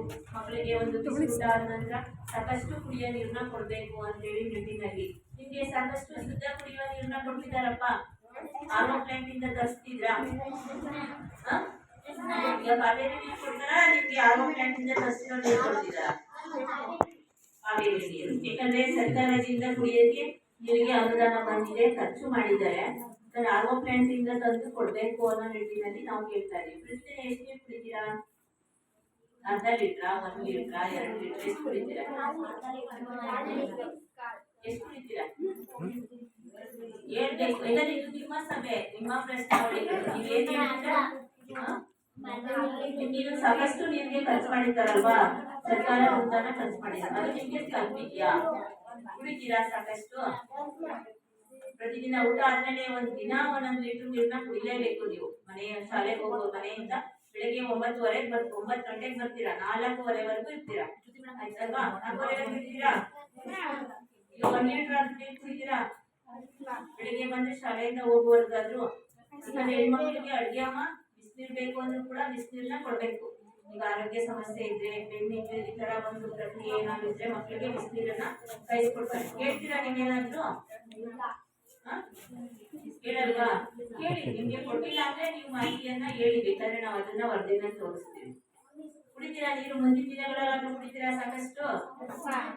ಯಾಕಂದ್ರೆ ನಿಮ್ಮ ಒಂದು ಹೇಳಿಕೆ ನಮ್ಗೆ ತುಂಬಾ ಇಂಪಾರ್ಟೆಂಟ್. ಅದಕ್ಕೋಸ್ಕರ ನಾವು ನಿಮ್ಮ ಹೇಳಿಕೆಯನ್ನ ಕೇಳ್ತಾ ಇರೋದು. ಯಾಕಂದ್ರೆ ನೀವೇ ಅಲ್ವಾ ಅದನ್ನೆಲ್ಲ ಬಳಸೋದು. ಶೌಚಾಲಯ ಆಗಿರ್ಬೋದು, ಶುದ್ಧ ಕುಡಿಯ ನೀರಾಗಿರ್ಬೋದು, ಸಾಕಷ್ಟು ಲಭ್ಯವಿದ್ಯಾ? ಯಾಕಂದ್ರೆ ಇದೆಯಾ? ಅದು ಸಾಕಷ್ಟು ಲಭ್ಯವಿದ್ಯಾ ಅಂತ ಪ್ರಶ್ನಾವಳಿಗಳಿದೆ. ಮಕ್ಕಳಿಗೆ ಸಾಕಷ್ಟು ಕೊಡ್ತಾ ಇದ್ದಾರಾ ಶಾಲೆನಲ್ಲಿ ಅಂತ. ಎಲ್ರೂ ಮುಂದಿನ ದಿನಗಳಲ್ಲಾದ್ರೂ ಪ್ರತಿಯೊಬ್ರು ಕೂಡ 2 ಲೀಟರ್ ನೀರನ್ನ ಕುಡೀರಿ ಶಾಲೆ ಮುಗಿಸಿ ಮನೆಗೆ ಹೋಗೋದ್ರೊಳಗಡೆ, ಆಯ್ತಾ? ನೀವು ಪೋಷಕರು ಮಕ್ಕಳೇನಾದ್ರು ನೀರು ಕುಡಿದಿಲ್ಲ ಅಂದ್ರೆ ನೀವು ಕೂಡ ಹೇಳಿ ಕುಡಿಸಿ. ಅವರ ಒಂದು ಬೆಳವಣಿಗೆ ದೃಷ್ಟಿಯಿಂದ ಸರ್ಕಾರ ನೀರನ್ನು ಕೂಡ ಅನುದಾನವನ್ನ ಖರ್ಚು ಮಾಡ್ತಾ ಇರುವಂತದ್ದು. ಮಕ್ಕಳ ಆರೋಗ್ಯ ದೃಷ್ಟಿಯಿಂದ ಪ್ರತಿಯೊಂದು ಮಗುಗೆ 80,000 ಖರ್ಚು ಮಾಡ್ತಿದೆ. ಈಗ ನಾವು ಮನೆಯಲ್ಲೂ ಕೂಡ 1 ಗಂಟೆಗೆ ಮಕ್ಳಿಗೆ ಊಟ ಬಡ್ಸಕ್ಕೆ ಒಂದೊಂದ್ ದಿನ ಆಗಲ್ಲ, ಅಲ್ಲಿ ಹೊರಗಡೆ ಹೋಗಿರ್ತೀವಿ. ಶಾಲೆಯಲ್ಲಿ ಪ್ರತಿದಿನ 1 ಗಂಟೆ 10 ನಿಮಿಷಕ್ಕೆ ನಿಮ್ಗೆ ಬಿಸಿ ಊಟ ಕೊಡ್ತಾರಲ್ವಾ? ಪ್ರತಿದಿನ ಮೊಟ್ಟೆ ಕೊಡುದು. ಯಾಕಂದ್ರೆ ಮಕ್ಕಳ ಒಂದು ಆರೋಗ್ಯ ದೃಷ್ಟಿಯಿಂದ. ಯಾಕಂದ್ರೆ ಮಕ್ಳು ಹಿಂದಿನ ಕಾಲದಲ್ಲೆಲ್ಲ ಈಗ 100 ವರ್ಷ ಆಗಿರೋರ್ನ ಅಧಿಕಾರನ ಕೇಳಿ ಅವ್ರು ಓದುವಂತ ಶಾಲೆಗಳಲ್ಲಿ ಬಿಸಿ ಊಟ ಯೋಜನೆ ಇರಲಿಲ್ಲ. ಅವ್ರಿಗೆ ಇದು ಓದ್ಲಿಕ್ಕೂ ಇಷ್ಟೊಂದು ಸೌಲಭ್ಯಗಳು ಇರ್ಲಿಲ್ಲ. ಅದೇ ಎಲ್ಲಾ ಸೌಲಭ್ಯಗಳಿಸಿ ಮಕ್ಕಳನ್ನ ನಾವೇ ಓದಿ ಅಂತ ಬಲವಂತ ಮಾಡ್ತಾ ಇರ್ತೀವಿ. ಆ ಕಾಲದಲ್ಲಿ ಓದ್ತೀವಿ ಅಂತ ಅಂದ್ರೆ ಅವರ ಒಂದು ಪೋಷಕರಿಗೆ ಓದಿಸ್ಲಿಕ್ಕೆ ಕಷ್ಟ ನಿರ್ವಹಣೆ ಇತ್ತು. ಈಗಿನ ನಾವು ಮಕ್ಕಳಿಗೆ ನಾವು ಓದಿ ಅಂತ ದಿನ ತುಂಬ್ತೀವಿ. ಆದ್ರೂ ಆ ಮಕ್ಕಳನ್ನ, ಕೆಲವು ಮಕ್ಕಳನ್ನ ಹಿಡಿಯಕ್ಕಾಗಲ್ಲ. ಕೆಲವು ಸ್ಕೂಲಲ್ಲಿ ಹೇಳ್ತಾರೆ 10th ಮಕ್ಕಳನ್ನ ನಾವು ಕರ್ಕೊಂಡ್ಬಂದು ಕೂರಿಸ್ಬೇಕು ಮೇಡಮ್. ಮನೆ ಹತ್ರ ಸರ್ ಗಾಡಿ ಸೌಂಡ್ ಆಯ್ತು ಅಂದ್ರೆ ಆಗ್ಲೇ 2 ಕಿಲೋಮೀಟರ್ ಹೋಗ್ಬಿಟ್ಟಿರ್ತಾನೆ. ಏನ್ ಮೇಡಮ್ ಮಾಡೋದು, SSLC ಪರ್ಸೆಂಟೇಜ್ ಹೆಂಗ್ ತೆಗಿಯೋದು ಮೇಡಮ್ ಅಂತ ಹೇಳ್ತಾ ಇದ್ರು. ನಿಮ್ಮ ಬಿಂಗಳಿ ಶಾಲೆನಲ್ಲಿ ಹೆಡ್ ಮಾಸ್ಟರ್ ಹೇಳ್ತಿದ್ರು 2 ಕಿಲೋಮೀಟರ್ ಆಲೇ ಹೋಗ್ಬಿಟ್ಟಿದ್ದಾನೆ ಸರ್, ನಾವೇನ್ ಮಾಡೋದು? ಯಾಕಂದ್ರೆ ಪೋಷಕರು ಗಿಡವಾಗಿ ಬಗ್ಗದ್ದ ಮರವಾಗಿ ಬಗ್ಗಿದ್ದ ಅಂತ ಗಾದೆ ಹೇಳಿದ್ರೆ, ಚಿಕ್ಕವರಿದ್ದಾಗಲೇ ನೀವು ಅವರಿಗೆ ಒಂದು ನಿರ್ವಹಣೆಯನ್ನ ಮಾಡ್ತಾ ಬಂದ್ರೆ ನಮ್ಮ ಹೇಳಿಕೆಯಂತೆ ಮಕ್ಕಳು ಕೇಳ್ತಾರೆ ಅನ್ನೋದು ನಮ್ಮ ಅನಿಸಿಕೆ, ವೈಯಕ್ತಿಕವಾಗಿ ಹೇಳ್ತಾ ಇರುವಂತದ್ದು. ಯಾಕಂದ್ರೆ ನಾವು ಈಗಲಿಂದಾನೇ ನಮ್ಮ ಮಕ್ಕಳನ್ನ ನಮ್ಮ ಒಂದು ಇದರಲ್ಲಿ ಹೇಳ್ಬೇಕು, ಕಲಿಸ್ಬೇಕು. ಯಾಕಂದ್ರೆ ಸಂಸ್ಕೃತಿನೂ ಮುಖ್ಯ. ಈಗ ನಾವಿಷ್ಟೆಲ್ಲ ಕಷ್ಟಪಡ್ತಿರೋದು ಯಾರಿಗೋಸ್ಕರ? ನಮ್ಮ ಮಕ್ಕಳಿಗೋಸ್ಕರ ಅಲ್ವಾ? ಶಿಕ್ಷಕರೆಲ್ಲ ಏನಕ್ಕೋಸ್ಕರ ಇಷ್ಟೊಂದೆಲ್ಲ ಕಷ್ಟಪಡ್ತಿದ್ದಾರೆ ಹೇಳಿ? ನಿಮ್ಗೆ ಖರ್ಚು ಮಾಡೋದಲ್ದೇನೆ ಶಿಕ್ಷಕರಿಗೆ ಸಂಭಾವನೆ ಹೊರತುಪಡಿಸಿ ಪ್ರತಿಯೊಬ್ಬರು ಶಿಕ್ಷಕರಿಗೆ ಒಂದು ದಿನಕ್ಕೆ ಎಷ್ಟು ಸಂಭಾವನೆ ಬೀಳುತ್ತೆ ಗೊತ್ತಾ? ಸರ್ಕಾರ ಈ ಜವಾಬ್ದಾರಿಯನ್ನ ಹೊತ್ಕೊಂಡು ನಿಮ್ಮ ಒಂದು ಜೀವನ ಶೈಲಿಯನ್ನ ರೂಪಿಸ್ಬೇಕು ಅನ್ನೋ ನಿಟ್ಟಿನಲ್ಲಿ ಖರ್ಚು ಮಾಡ್ತಕ್ಕಂಥ. ಯಾಕಂದ್ರೆ ಎಲ್ಲಾ ಜನಾಂಗದವರು ಇರ್ತಾರೆ, ಬಡತನ ರೇಖೆಗಿಂತ ಕೆಳಪಟ್ಟವರು ಇರ್ತಾರೆ, ಅಲೆಮಾರಿ ಜನಾಂಗದವರು ಇರ್ತಾರೆ, ಆದಿವಾಸಿಗಳು ಇರ್ತಾರೆ. ಇದು ಕೆಲವು ಗ್ರಾಮಗಳಿಂದ ಬಂದು ಅವ್ರದ್ದು ID ಪ್ರೂಫ್ಗಳೇ ಇರಲ್ಲ, ಆಧಾರ್ ಕಾರ್ಡ್ ಇರಲ್ಲ, ವೋಟರ್ ID ಇರಲ್ಲ. ಅಂತ ಮಕ್ಕಳನ್ನು ಕೂಡ ಶಾಲೆಗೆ ಸೇರಿಸಿ ಅವರೆಲ್ಲ ಒಂದು ಪ್ರಕ್ರಿಯೆಗೆ ಸಹಕರಿಸ್ಬೇಕಂತೇಳಿ ಸರ್ಕಾರ ನಿಯಮವನ್ನ ಮಾಡಿರುವಂತದ್ದು. ಹಾಗೆ ಇನ್ನು ಶಾಲೆಯ ಕೊಠಡಿಗಳಿಗೆ ಸಂಬಂಧಪಟ್ಟಂತೆ ವಿದ್ಯುತ್ ಸಂಪರ್ಕ ಮತ್ತೆ ಅರ್ಚಿಂಗ್ ವ್ಯವಸ್ಥೆ ಬಗ್ಗೆ ಹೇಳೋದಾದ್ರೆ ಎಲ್ಲಾ ಕೊಠಡಿಗಳಲ್ಲಿ ವಿದ್ಯುತ್ ಸಂಪರ್ಕ ಮತ್ತೆ ಅರ್ಚಿಂಗ್ ವ್ಯವಸ್ಥೆ ಆಗಿರೋದು ಕಂಡು ಬಂದಿದೆ. ಇನ್ನು ಪ್ರಯೋಗಾಲಯ ಮತ್ತೆ ಗ್ರಂಥಾಲಯಕ್ಕೆ ಸಂಬಂಧಪಟ್ಟಂತೆ ನಿಮ್ಮಲ್ಲಿ ಪ್ರಯೋಗಾಲಯ ಲಭ್ಯವಿಲ್ಲ, ಯಾಕಂದ್ರೆ ಹಿರಿಯ ಪ್ರಾಥಮಿಕ ಶಾಲೆ ಇರೋದ್ರಿಂದ ಅದಕ್ಕೆ ಸಂಬಂಧಪಟ್ಟಂತ ಕೆಲವು ಗಣಿತ ಕಿಟ್ಗಳು ಚಾರ್ಟ್ಗಳು ಲಭ್ಯವಿದೆಯಾ ಮಕ್ಕಳ? ನಿಮಗೆ ಮಾಸ್ಟರ್ ಟೀಚರ್ ಯಾರು? ಕಾವ್ಯ ಮೇಡಮ್. ಪಾಠ ಮಾಡುವಾಗ ಅದನ್ನೆಲ್ಲ ಏನೇನು ಕೊಡ್ತಾರೆ ನಿಮ್ಗೆ? ಏನೇನು ಕೊಡ್ತಾರೆ ಪ್ರಯೋಗಾಲಯಕ್ಕೆ ಸಂಬಂಧಪಟ್ಟಂತೆ? ಗಣಿತ ಮತ್ತೆ ಮ್ಯಾಥ್ಸ್ಗೆ ಕೋನಮಾಪಕ, ವಿಜ್ಞಾನಕ್ಕೆ ಸಂಬಂಧಪಟ್ಟಂತೆ ಚಾರ್ಟ್ಗಳೆಲ್ಲ ಲಭ್ಯವಿದೆಯಾ? ಲಲಿತನಿಗೆ ಕಾರ್ಡ್ಸ್ಗಳಾಗಿರ್ಬೋದು ಎಲ್ಲ ಕೊಡ್ತಾರ ನಿಮ್ಗೆ? ಕೆಲವು ಶಾಲೆಗಳಲ್ಲಿ ಇದ್ರೂ ಮಕ್ಕಳಿಗೆ ಸದ್ಬಳಕೆ ಆಗಲ್ಲ, ಯಾಕಂದ್ರೆ ಮಕ್ಕಳಿಗೆ ಅದು ಚೆನ್ನಾಗಿ ಸದ್ಬಳಕೆ ಆಗ್ತಾ ಇದೆಯೋ ಅನ್ನೋ ನಿಟ್ಟಿನಲ್ಲಿ ನಾವು ನಿಮ್ಮನ್ನ ಕೇಳ್ತಾ ಇರುವಂತದ್ದು. ನೆಕ್ಸ್ಟ್ ಗ್ರಂಥಾಲಯಕ್ಕೆ ಸಂಬಂಧಪಟ್ಟಂತೆ 1024 ಗ್ರಂಥಾಲಯ ಬುಕ್ಸ್ ಇದೆ ಆಯ್ತಾ. ಇಲ್ಲಿವರೆಗೆ ಯಾವ್ಯಾವ ಗ್ರಂಥಾಲಯ ಬುಕ್ಸ್ ನ ಓದಿದ್ದೀರಾ? ಓದ್ತೀರಾ ಅಲ್ವಾ ನೀವು? ಗ್ರಂಥಾಲಯ ಓದ್ತೀರಲ್ವಾ? ಇಲ್ಲಿವರೆಗೆ ಯಾವ್ಯಾವ ಗ್ರಂಥಾಲಯ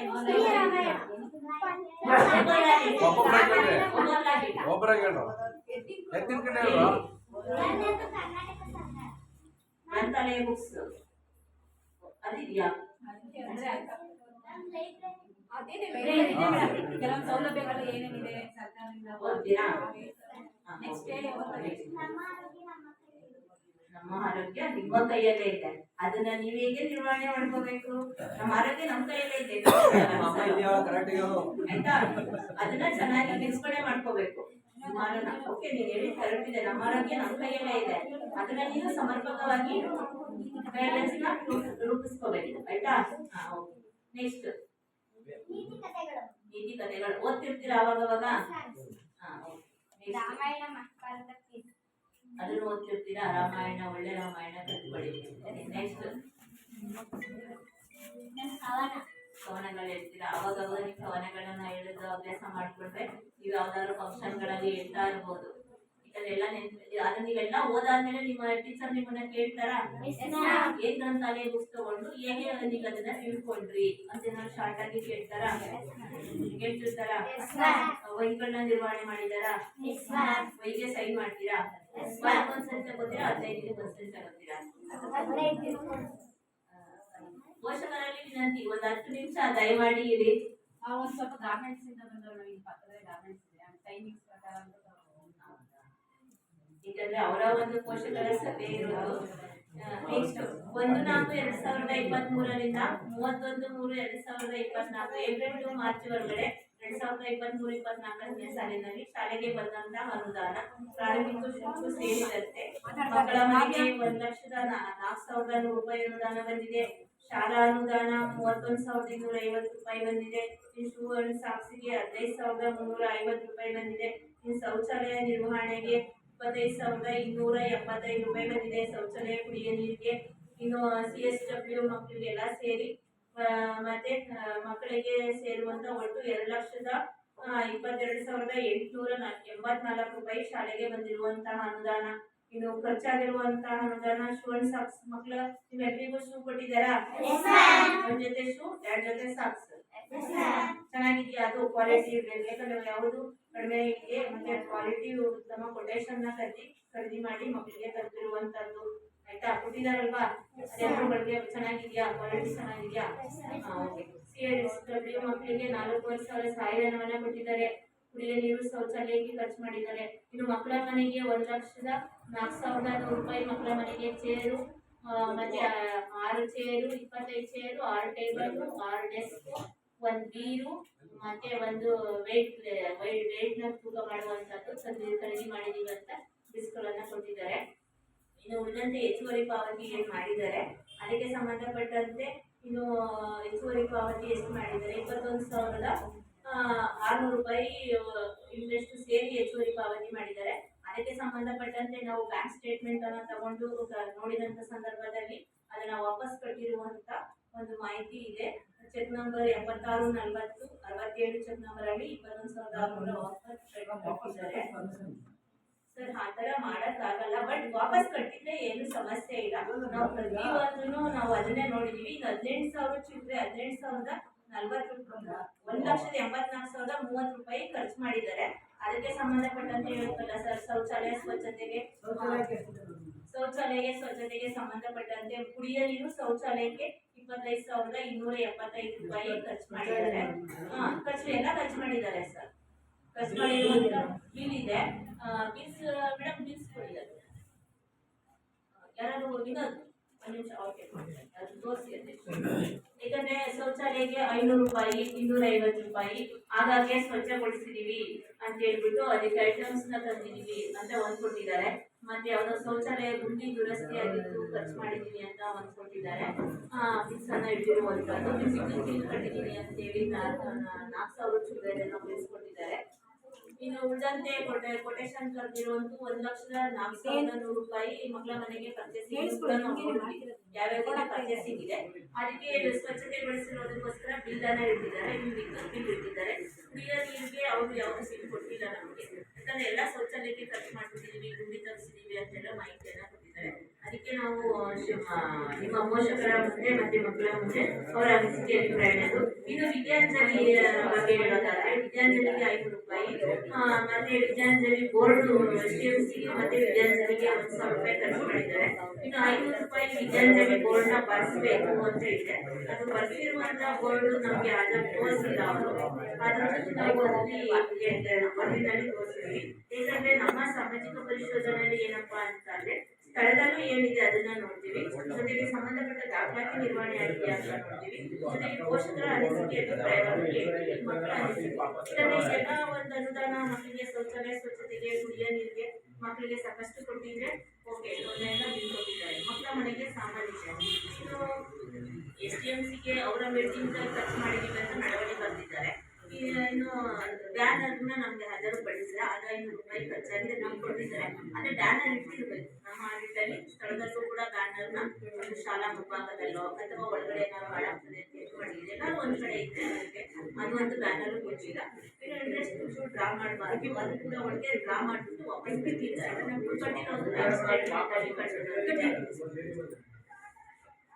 ಅದನ್ನೇ ನಾವು, ಯಾಕಂದ್ರೆ ನಮ್ಮಲ್ಲಿ ಋಣಾತ್ಮಕ ಅಂಶ ಆಗಿರ್ಬೋದು, ತುಂಬಾ ಉತ್ತಮವಾದ ನಿರ್ವಹಣೆ ಆಗಿರ್ಬೋದು, ಅದು ವಾಪಸ್ ಕೊಟ್ಟು ಎಲ್ಲವನ್ನೂ ಕೂಡ ನಾವು ಸಭೆಯಲ್ಲಿ ಹೇಳಿ ವರದಿಯನ್ನ ಮಾಡುವಂತದ್ದು ಪ್ರಕ್ರಿಯೆ ಇರುತ್ತೆ. ಇನ್ನು ಖರ್ಚಾಗಿರೋದಕ್ಕೆ ಸಂಬಂಧಪಟ್ಟಂತೆ 2,210 ರೂಪಾಯಿ ಉಳಿಕೆ ಅನುದಾನ ಸೇರಿ ಖರ್ಚಾಗಿರುವಂತದ್ದು. ಇನ್ನು 22,674 ರೂಪಾಯಿ ಉಳಿಕೆ, ಯಾಕಂದ್ರೆ ಅವರು ವಾಪಸ್ ಕಟ್ಟಿದಾರಲ್ಲ, 21,600 ಕಟ್ಟಿದ್ರಲ್ಲ, ಅದು ಉಳಿಕೆ ಅನುದಾನ ಆಗಿರುತ್ತೆ. ಹೆಚ್ಚುವರಿ 21,600 ಚೆಕ್ ಕೊಟ್ಟಿದ್ದಾರೆ, ಆನ್ಲೈನಲ್ಲೇ ಸಿಕ್ಕಿದೆ. ಇನ್ನು ನೆಕ್ಸ್ಟ್ ಪ್ರಶ್ನಾವಳಿಗಳ ಬಗ್ಗೆ ಹೇಳೋದಾದ್ರೆ FLN ಮಾಡಬೇಕು ಅಂತಿದೆ. ಬುನಾದಿ ಸಾಕ್ಷರತಾ ಸಂಖ್ಯಾಜ್ಞಾನಕ್ಕೆ ಸಂಬಂಧಪಟ್ಟಂತೆ ಮಕ್ಕಳು ಏನು ಒಂದಿನ ರಜಾ ಕೊಟ್ಟರೆ ವಿದ್ಯಾಪ್ರವೇಶ ಆಗಿರ್ಬೋದು. ಎಕ್ಸಾಂಪಲ್, ಒಂದು ಮಗು 15 ಮಾರ್ಕ್ಸ್ ತಗೊಂಡ್ರೆ, ಒಂದು ಮಗು 30 ಮಾರ್ಕ್ಸ್ ತಗೊಂಡಿದ್ರೆ FLN ಸಾಧನೆ ಮಾಡಿರುವಂತಹ ಮಕ್ಕಳು ಕೂಡ ಗುಂಪು ಚರ್ಚೆಯನ್ನ ಮಾಡಿ ವಾರದಲ್ಲಿ ಒಂದಿನ 15 ದಿನಕ್ಕೆ ಒಂದಿನ, ವಾರದಲ್ಲಿ ಒಂದಿನ 15 ದಿನಕ್ಕೆ ಒಂದಿನ ಮಾಡ್ತಾರಪ್ಪ. ಎಲ್ಲ ಗುಂಪು ಚರ್ಚೆ ಮಾಡ್ತಾರಲ್ವಾ, ವಾರದಲ್ಲಿ ಒಂದೇ ದಿನನ ಅಥವಾ ವಾರದಲ್ಲಿ 3 ದಿನನ ಹೇಗ್ ಮಾಡ್ತಾರೆ? ಡೈಲಿ ಎಲ್ಲರೂ ಸೇರ್ತೀರಾ? ಎಲ್ಲರೂ ಗುಂಪಾಗಿ ವಾರದಲ್ಲಿ ಪ್ರತಿದಿನ. ಯಾಕಂದ್ರೆ ಪ್ರತಿದಿನ ಮಕ್ಕಳ ಒಂದು ಚರ್ಚಿತ ಒಂದು ವಿಷಯಗಳ ಬಗ್ಗೆ ಕಲೆ ಹಾಕಿದ್ರೆ ಅವರ ಜ್ಞಾನ ಅಭಿವೃದ್ಧಿ ಆಗುತ್ತೆ. ಅವರ ದಿನಚರಿಗಳ ಪಾಠಗಳು ಕೂಡ ಮರು ನೆನಪುಗಳನ್ನ ತರಲಿ ಅಂತ ಹೇಳಿ ಸರ್ಕಾರ ಮಾಡ್ತಕ್ಕಂಥದ್ದು. ಈ ಎಲ್ಲ ಅನುದಾನಗಳು ಸಮರ್ಪಕವಾಗಿ ಬಳಕೆಯಾಗಿದೆಯಾ ಅಂತೇಳಿ 18 ಜನ ಮೇಲ್ವಸ್ತುವಾರಿ ಸಮಿತಿಯ ಅಧ್ಯಕ್ಷರಿರ್ತಾರೆ. ಅದರಲ್ಲಿ 9 ಜನ ಮಹಿಳೆಯರು, 9 ಜನ ಪುರುಷರು ಇರ್ತಾರೆ. ಅವರ ಒಂದು ಒಪ್ಪಿಗೆ ಮೇರೆಗೆ ಈ ಎಲ್ಲ ಅನುದಾನವನ್ನ ಖರ್ಚು ಮಾಡಬೇಕು, ನಡವಳಿಯನ್ನ ಮಾಡಬೇಕು.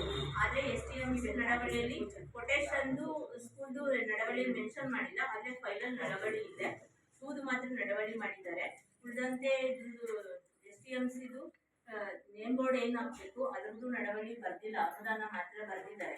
ಇದರಲ್ಲಿ ಏನ್ ಪರ್ಚೇಸ್ ಮಾಡಿದೀವಿ ಅಂತ ಕೂಡ ಅದು ನಿಯಮಾನುಸಾರ ನಡವಳಿ ಹಾಕಬೇಕು.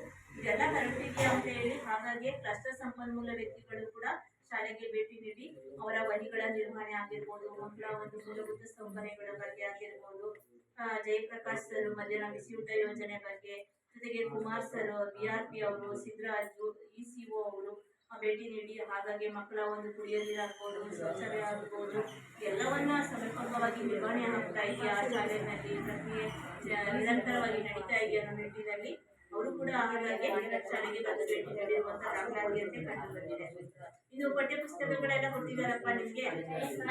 ಎಲ್ರಿಗೂ 2 ಜೊತೆ ಸಮವಸ್ತ್ರ ಕೊಟ್ಟಿದ್ದಾರೆ, ಯೂನಿಫಾರ್ಮ್ಸ್ ಎಲ್ಲ ಸರ್ಕಾರದಿಂದ ಉಚಿತವಾಗಿ ನೀಡುವಂತದ್ದು. ಇನ್ನು ಬೋಧನಾ ಕಲಿಕಾ ಸಾಮಗ್ರಿಗೆ ಸಂಬಂಧಪಟ್ಟಂತೆ ಗಣಿತ ಕಿಟ್ಗಳಾಗಿರ್ಬೋದು, ವಿಜ್ಞಾನ ಕಿಟ್ಗಳಾಗಿರ್ಬೋದು, ನಲಿಕಲಿಗೆ ಮತ್ತೆ ಟಿವಿ ಆಗಿರ್ಬೋದು, ಟ್ಯಾಬ್ ಆಗಿರ್ಬೋದು, ನಿಮ್ಮೆಲ್ರಿಗೂ ಬಳಕೆಗೆ ಸಿಗ್ತಾ ಇದೆಯಾ? ಇದೆಲ್ಲ ಸರ್ಕಾರದಿಂದ ಉಚಿತವಾಗಿ ಕೊಟ್ಟಿರುವಂತದ್ದು. ಇದೆಲ್ಲರಿಗೂ ಕೂಡ ಮಕ್ಕಳಿಗೆ ಸಿಗ್ಬೇಕು ಅನ್ನೋ ನಿಟ್ಟಿನಲ್ಲಿ ಆ ಒಂದು ವರ್ಷದಲ್ಲಿ ನಿಮ್ಮ ಶಾಲೆಗೆ ವಿಜಯಗೌಡರು 4 ಮೀನ್ ಬೋರ್ಡ್ಗಳನ್ನ ಕೊಟ್ಟಿದ್ದಾರೆ, 1 ಮಿಕ್ಸಿ ಕೊಟ್ಟಿದ್ದಾರೆ, 1 ಇಡ್ಲಿ ಕುಕ್ಕರ್ ಕೊಟ್ಟಿದ್ದಾರೆ, 1 ಜೊತೆ ದೀಪಾವಳಿ ಹಬ್ಬವನ್ನ ಕೊಟ್ಟಿರುವಂತದ್ದು ದಾಖಲಾತಿಯಂತೆ ಕಂಡು ಬಂದಿದೆ. ಇದು ಸ್ವಯಂ ರಕ್ಷಣಾ ತರಬೇತಿಗೆ ಹೋಗೋದಾದ್ರೆ ನೀವು ಹಿರಿಯ ಪ್ರಾಥಮಿಕ ಶಾಲೆ ಆಗಿರೋದ್ರಿಂದ ಅದಕ್ಕೆ ಸಂಬಂಧಪಟ್ಟಂತೆ ಯೋಗಾಭ್ಯಾಸವನ್ನ ಮಾಡಿಸ್ತಾರ. ಎಲ್ಲರೂ ಭಾಗವಹಿಸ್ತಾರ ಯೋಗಾಭ್ಯಾಸದಲ್ಲಿ? ಭಾಗವಹಿಸ್ತಾರ ಪ್ರತಿದಿನ. ಇದು ನಿಮ್ಮ ಆರೋಗ್ಯದ ದೃಷ್ಟಿಯಿಂದ ಯೋಗಾಭ್ಯಾಸವನ್ನ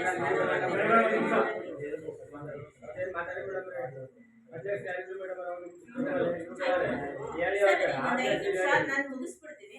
ನನ್ನ ಪ್ರಶ್ನಾವಳಿಗಳು ಮುಗಿದ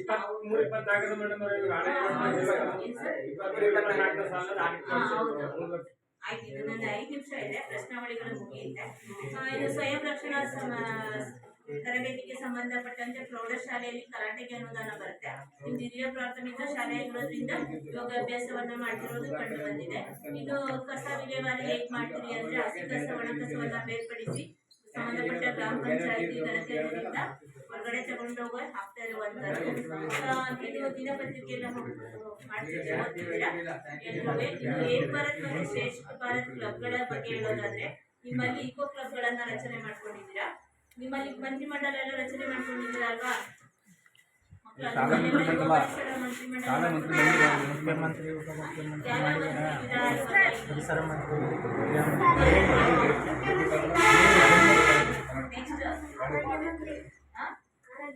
ಆರೋಗ್ಯ ಮಂತ್ರಿ, ನೆಕ್ಸ್ಟ್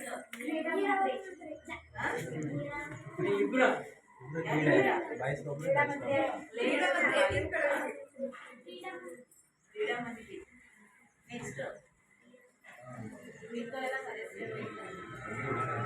ಎಲ್ಲ ಸದಸ್ಯರಿದ್ದೀರಾ? ಓಕೆ. ಕ್ರೀಡಾ ಮಂತ್ರಿಗೆ ಸಂಬಂಧಪಟ್ಟಂತೆ ನಿಮ್ಮ ಶಾಲೆಗಳಲ್ಲಿ ಏನೇನು ಆಟ ಸಾಮಗ್ರಿಗಳು ಲಭ್ಯವಿದೆ ನಿಮ್ಗೆ? ಒಬ್ಬೊಬ್ಬರು ಹೇಳ್ಬೇಕು. ನಿಮ್ಗೆ ಆಟ ಆಡ್ಲಿಕ್ಕೆ ತುಂಬಾ ಆಟದ ಮೈದಾನ ತುಂಬಾ ಚೆನ್ನಾಗಿದೆ ಅಲ್ವಾ ನಿಮ್ಮ ಶಾಲೆ ಆವರಣ? ಹಾಗಾಗಿ ನಿಮ್ಗೆ ಏನೇನು ಆಟ? Volleyball, cricket, chess player. Okay. Next ಹೆಣ್ಮಕ್ಳು ಏನ್ ಬಿಡಲ್ವಾ? ಇಲ್ಲಂದ್ರೆ ಸರ್ಕಾರ 1 ವರ್ಷದಲ್ಲಿ ಅನುದಾನ ಬಂದ್ರೆ ಅದನ್ನ ಪರ್ಚೇಸ್ ಮಾಡಿ ಮಕ್ಕಳಿಗೆ ಒಂದು ಅವರ ಆರೋಗ್ಯದ ದೃಷ್ಟಿಯಿಂದ ಯಾಕಂದ್ರೆ ನಿಮ್ಮಲ್ಲಿ 150, 120, 130 ಮಕ್ಕಳಿದ್ರೆ ದೈಹಿಕ ಪಿಟಿ ಟೀಚರ್ ಇರ್ತಾ ಇದ್ರು. ಆದ್ರೂ ಕೂಡ ಮಕ್ಕಳಿಗೆ ಆ ಸೌಲಭ್ಯ ಬೇಕು ಅಂತ ಹೇಳಿ ಕ್ರೀಡೆಗಳಿಗೆ ಸಂಬಂಧಪಟ್ಟಂತ ಒಂದು ಅನುದಾನ ಬಂದಂತ ಸಂದರ್ಭದಲ್ಲಿ ತಿರುಗಿ ಮಕ್ಕಳಿಗೆ ತಲುಪುವಂತದ್ದು. ನೆಕ್ಸ್ಟ್ ನಿಮ್ಮಲ್ಲಿ ಸಂಭ್ರಮ ಶನಿವಾರ ಮಾಡ್ತಾರಾ?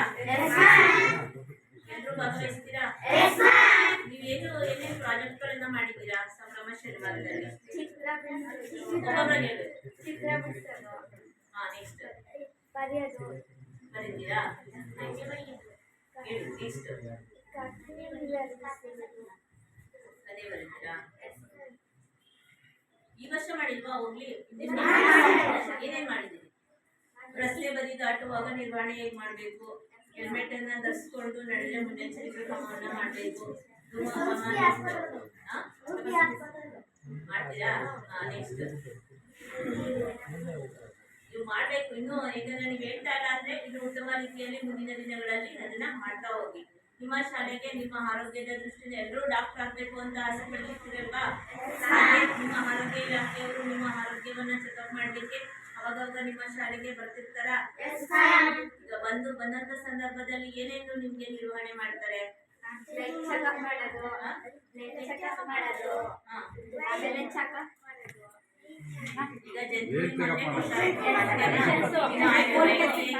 ನಿಮ್ಮ ಆರೋಗ್ಯ ಹೇಗೆ ನಡೀತಾ ಇದೆ? ನೀವೆಲ್ರಿಗೂ ಪೋಷಕಾಂಶ ನಿರ್ವಹಣೆ ಆಗ್ತಿದ್ಯಾ? ಅಕಸ್ಮಾತ್ ಯಾವ್ದಾದ್ರು ಒಂದು ಐಟಮ್ ಆಗಿ ಕಡಿಮೆ ಆಗ್ತಾ ಇದೆ, ಬೆಳವಣಿಗೆ ಕಡಿಮೆ ಆಗಿದ್ಯಾ ಅಂತ ಆಗಾಗ ವೇಟ್ ಮಿಷನ್ ತೆಗೆದಿಟ್ಟಿದ್ದಾರೆ ನಿಮ್ಮ ಶಾಲೆಯಲ್ಲಿ. ಅದಕ್ಕೂ ಎಷ್ಟು ಅನುದಾನ ಬಿದ್ದಿದೆ. ಹಾಗಾಗಿ ನೀವು ಅವಾಗ ವೇಟ್ ಚೆಕ್ ಮಾಡ್ಕೊತೀರಾ? ಪ್ರತಿ ತಿಂಗಳು ಒಂದ್ಸಲಿ ನಾನು ಮಾಡ್ತೀರಾ? ಇಷ್ಟೇ ಎಷ್ಟೆಷ್ಟು ಖರ್ಚು ಎಷ್ಟು ಬೇಗ ಜಾಸ್ತಿ ಆಗ್ತದೆ. ಈಗ 18 kg ಇದ್ದವರು ನೆಕ್ಸ್ಟ್ ಮಂತ್ಗೆ ಒಂದು ಅರ್ಧ ಕೆಜಿನ 1/4 kgನ ಅಷ್ಟಾದ್ರೂ ಜಾಸ್ತಿ ಆಗ್ತಾ ಹೋಗ್ಬೇಕು. ಯಾಕಂದ್ರೆ ಎಲ್ಲ ನೀವು 7th ಮಕ್ಕಳು ಅಂದ್ರೆ ನಾನು ಪಕ್ಕದ ರೂಮ್ ಹೋಗಿ ಮತ್ತೆ ಈ ರೂಮ್ ಬಂದಿದ್ದೀನಿ. ಯಾಕಂದ್ರೆ ನೀವೆಲ್ಲ ಇನ್ನು ಬೆಳವಣಿಗೆ ಕಡಿಮೆ ಇದೆ. ಚೆನ್ನಾಗಿ ಊಟ ತಿನ್ಬೇಕು ಆಯ್ತಾ. ಸೊಪ್ಪು ತರಕಾರಿ ಹಣ್ಣುಗಳನ್ನ ತಿನ್ಬೇಕು, ಜಾಸ್ತಿ ನೀರು ಕುಡಿಬೇಕು. ಪೋಷಕರು ಕೂಡ ಗಮನಿಸಬೇಕು ಮಕ್ಕಳ ಒಂದು ಬೆಳವಣಿಗೆ ಏನ್ ನಡೀತಾ ಇದೆ. ಈಗ ನೆಕ್ಸ್ಟ್ ಸ್ಕೂಲಿಗೆ ಹೋಗೋರು ಇನ್ನ ಚಿಕ್ಕ ಚಿಕ್ಕ ಮಕ್ಕಳ ತರನೇ ಇದ್ದಾರೆ, ಅವ್ರ ಬೆಳವಣಿಗೆ ಕಡಿಮೆ ಇದೆ. ಯಾಕಂದ್ರೆ ಚೆನ್ನಾಗಿ ಒಂದು ಅವರ ಆರೋಗ್ಯನೂ ಕೂಡ ಓದೋದ್ರ ಜೊತೆಗೆ ಅವ್ರ ಆರೋಗ್ಯ ಶೈಲಿನೂ ಕೂಡ ಚೆನ್ನಾಗಿರ್ಬೇಕು, ಬೆಳವಣಿಗೆ ಕೂಡ ಚೆನ್ನಾಗಿ ಆಗ್ಬೇಕು ಅನ್ನೋ ನಿಟ್ಟಿನಲ್ಲಿ ಸರ್ಕಾರ ಕೂಡ ಅವಾಗ ಹೆಚ್ಚು ಗಮನ ಮಾಡಿಸ್ತಾ ಇದೆ. ಜೊತೆಗೆ ಇನ್ನು ನಿಮ್ಮ ಶಾಲೆಯಲ್ಲಿ ಕಲಿಕಾ ಭಾಗಕ್ಕೆ ಸಂಬಂಧಪಟ್ಟಂತೆ ಒಂದೊಂದು ಮಗುನಲ್ಲಿ ಹಾಡೋ ಪ್ರತಿಭೆ ಇರುತ್ತೆ, ಒಂದೊಂದು ಮಗುನಲ್ಲಿ ನೃತ್ಯ ಮಾಡುವಂಥದ್ದು, ಒಂದೊಂದು ಮಗುನಲ್ಲಿ ಪ್ರಾಜೆಕ್ಟ್ಗಳನ್ನ ಮಾಡುವಂಥದ್ದು. ಈಗ ನನ್ನದಂತ ಶಾಲೆಗಳಲ್ಲೂ ಕೂಡ ಇದೆಲ್ಲ ಪ್ರಕ್ರಿಯೆಗಳಿರುತ್ತೆ. ಸರ್ಕಾರಿ ಶಾಲೆಯಲ್ಲಿರುವ ಮಕ್ಕಳಿಗೂ ಕೂಡ ಎಲ್ಲ ಸೌಲಭ್ಯಗಳು ಸಿಗಲಿ ಅನ್ನೋ ನಿಟ್ಟಿನಲ್ಲಿ ನಿಮ್ಮ ಶಾಲೆಯಲ್ಲಿ ಕಲಿಕಾ ಬಗ್ಗೆ ಭಾಗವಹಿಸ್ತೀರಲ್ವಾ? ಏನೇನು ನಿಮ್ಮ ಪ್ರೈಸ್ ಅನ್ನ ತಂದಿದ್ದೀರಾ ನಿಮ್ಮ ಶಾಲೆಗೆ? ತರ್ತೀರಾ ಅಲ್ವಾ? ಏನೇನು ತಂದಿದ್ದೀರಾ ಇಲ್ಲಿವರೆಗೆ?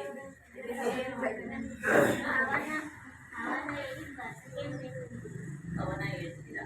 ಇನ್ನೂ ಜಾಸ್ತಿ ಗ್ರಂಥಾಲಯ ಮ್ಯಾಗ್ಝಿನ್ಗಳನ್ನು ಓದಿದ್ರೆ ತುಂಬ ಓದು.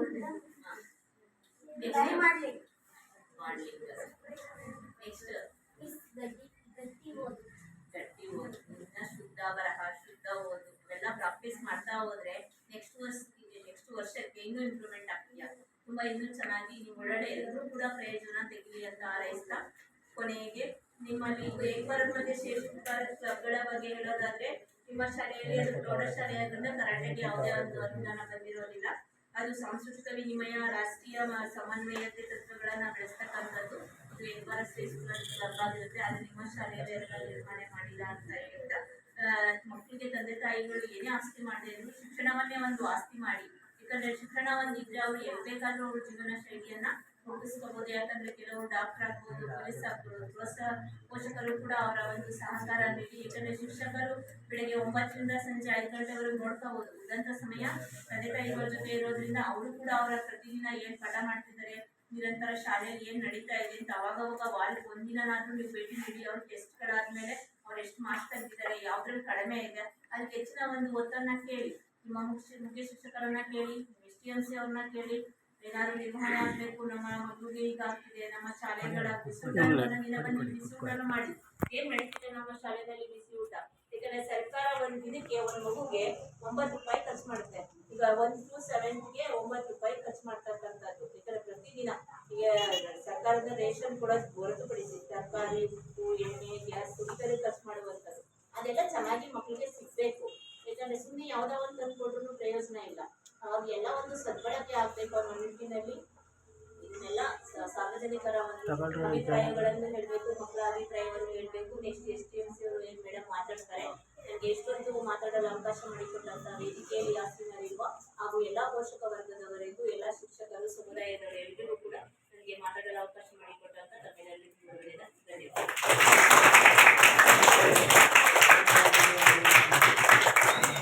ಮೇಡಮ್ಗೆ ಪೋಷಕರ ಚರ್ಚೆ ಯಾರು ಪೋಷಕರು ಒಂದೆರಡು ಏನು ಮೇಡಮ್ ಪೋಷಕರು ಯಾರು ಇದ್ರೆ ಮಾತಾಡಕ್ಕೆ, ಯಾರು ಪೋಷಕರು ಮಾತಾಡಿದ್ರೆ ಮಾಡ್ತೀವಿ. ಏನಾರ ಚರ್ಚೆ ಮಾಡಂಗಿದ್ರೆ ಮಾಡಿ ಕೇಳಿ. ಸುದೀರ್ಘವಾಗಿ 1 ಗಂಟೆಗಳ ಕಾಲ ನಮ್ಮ ಶಾಲೆಯಲ್ಲಿ ನಡೆದ ಆಗುವುಗಳ ಬಗ್ಗೆ ಚರ್ಚೆ ಮಾಡುವಂತಹ ಧನ್ಯವಾದಗಳು. ಇದೀಗ ಪೋಷಕರು ನಮ್ಮ ಶಾಲೆ ಬಗ್ಗೆ ನಮ್ಮ ಮೇಡಮ್ ಚರ್ಚೆ ಮಾಡೋದು.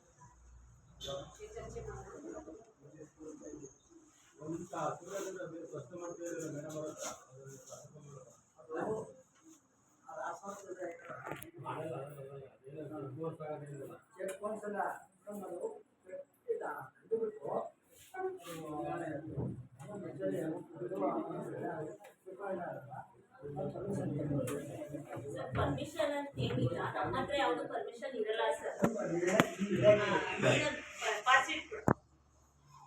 ಬನ್ನಿ ನೀವೇ. ಅದು ಮಿಸ್ ಆಗಿ ಅವರು ಡ್ರಾ ಮಾಡಿದೀವಿ. ಎಲ್ಲ ಅಮೌಂಟನ್ನ ಈಗ 18,000 ಚಿಕ್ಕರೆ ಡ್ರಾ ಮಾಡಬೇಕಿತ್ತು ಶೌಚಾಲಯ ಕುಡಿಯೋ ನೀರಿಗೆ.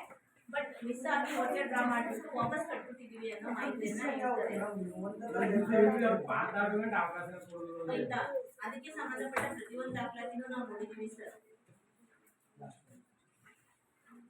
ಇಲ್ಲಿ ಡ್ರಾ ಮಾಡಿದ್ದಾರೆ. ಇದು 21,000ನ ವಾಪಸ್ ಕಟ್ಟಿರುವಂಥದ್ದನ್ನ ಇಲ್ಲಿ ಕ್ಯಾಶ್ ಡೆಪಾಸಿಟ್ ಅಂತ ಇದೆ. 33/3/2024ರಲ್ಲಿ ಕ್ಯಾಶ್ನ ವಾಪಸ್ ಡೆಪಾಸಿಟ್ ಮಾಡಿರುವಂಥದ್ದು ಒಂದು ಬ್ಯಾಂಕ್ ಸ್ಟೇಟ್ಮೆಂಟ್ ತಗೊಂಡಿರುವಂಥದ್ದು. ಅದನ್ನು ನಾವು ನೋಡಿ ಬರ್ತೀವಿ. 21 ಎಕ್ಸೆಸ್ ಪೇಮೆಂಟ್ ಮಾಡಿ ಕಟ್ಟಿದ್ದಾರೆ ವಾಪಸ್. ಅದೇ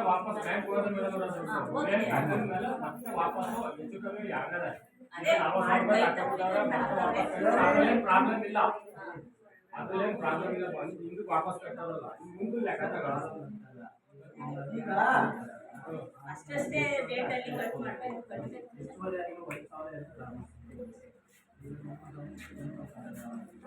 ಎಲ್ಲಾನು ಮಾಡೋಕ್ಕಾಗಲ್ಲ ಸರ್. ವಾಪಸ್ ಕಟ್ಟೋದು ಅಲ್ಲ ಒಳ್ಳೇದಾಯ್ತು. ಈಗ ಕಟ್ಟಿಲ್ಲ ಅಂದ್ರೆ ಈಗ ಕಟ್ಟಿರಲ್ಲ, ಅದು ಬಿಸ್ನೆಸ್ ಅದು ಜವಾಬ್ದಾರಿ ಅವರಿಗೆ. ಕಟ್ಟಿದ್ರಿಂದಾನೇ ನಾವು ಅದನ್ನ ಕಟ್ಟಿದ್ದಾರೆ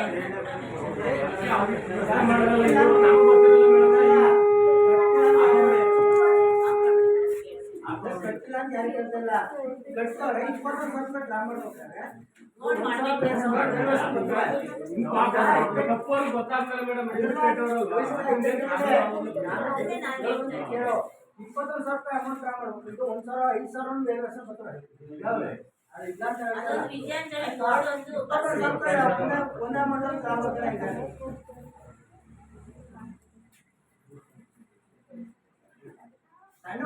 ಸಣ್ಣವಕ್ಕೆಲ್ಲ ಕೇಳ್ತಾಯಿಲ್ಲ ನಾವು. ಅದು ಸೆಂಟೆನ್ಸ್ ಡ್ರಾ ಮಾಡಿ ಈಗ ಒಂದೇ ಸಣ್ಣ ಈಗ ಈಗ ಸಣ್ಣ ನೀವು ಯಾರ ಹೆಸರಿಗೆ ಈಗ ಶೌಚಾಲಯ ಸ್ವಚ್ಛತೆ ಮಾಡ್ತೀರಲ್ವಾ, ಯಾರು ಗಂಗಾಧರನ ಹೆಸರಿಗೆ ಮಾಡಿದ್ದಾರೆ, ಅದು ಅಂದ್ರೆ ಹ್ಯಾಂಡ್ ವೌಚರ್. ಇನ್ನು ಬೇರೆ ಪರ್ಚೇಸಿಂಗ್ ಎಲ್ಲ ಕೊಟೇಶನ್ ತಪ್ಪಿಟ್ಟು ನಿಯಮಾನುಸರಣೆ ಮಾಡಬೇಕು. ಈಗ ನೀವು ಇವ್ರ ಹೆಸರು ಇವ್ರ ಅಂಗಡಿ ಪರ್ಚೇಸ್ ಮಾಡಿದ್ರಿ ಅಂದ್ರೆ ಇವ್ರ ಹೆಸರಿಗೆ ಕೊಡಬೇಕು. ಈಗ ನಿಮ್ಮ ಹೆಸರು ಕೊಡೋದಿಲ್ಲ, ಇವ್ರ ಹೆಸರಿಗೆ ಕೊಡಬೇಕು.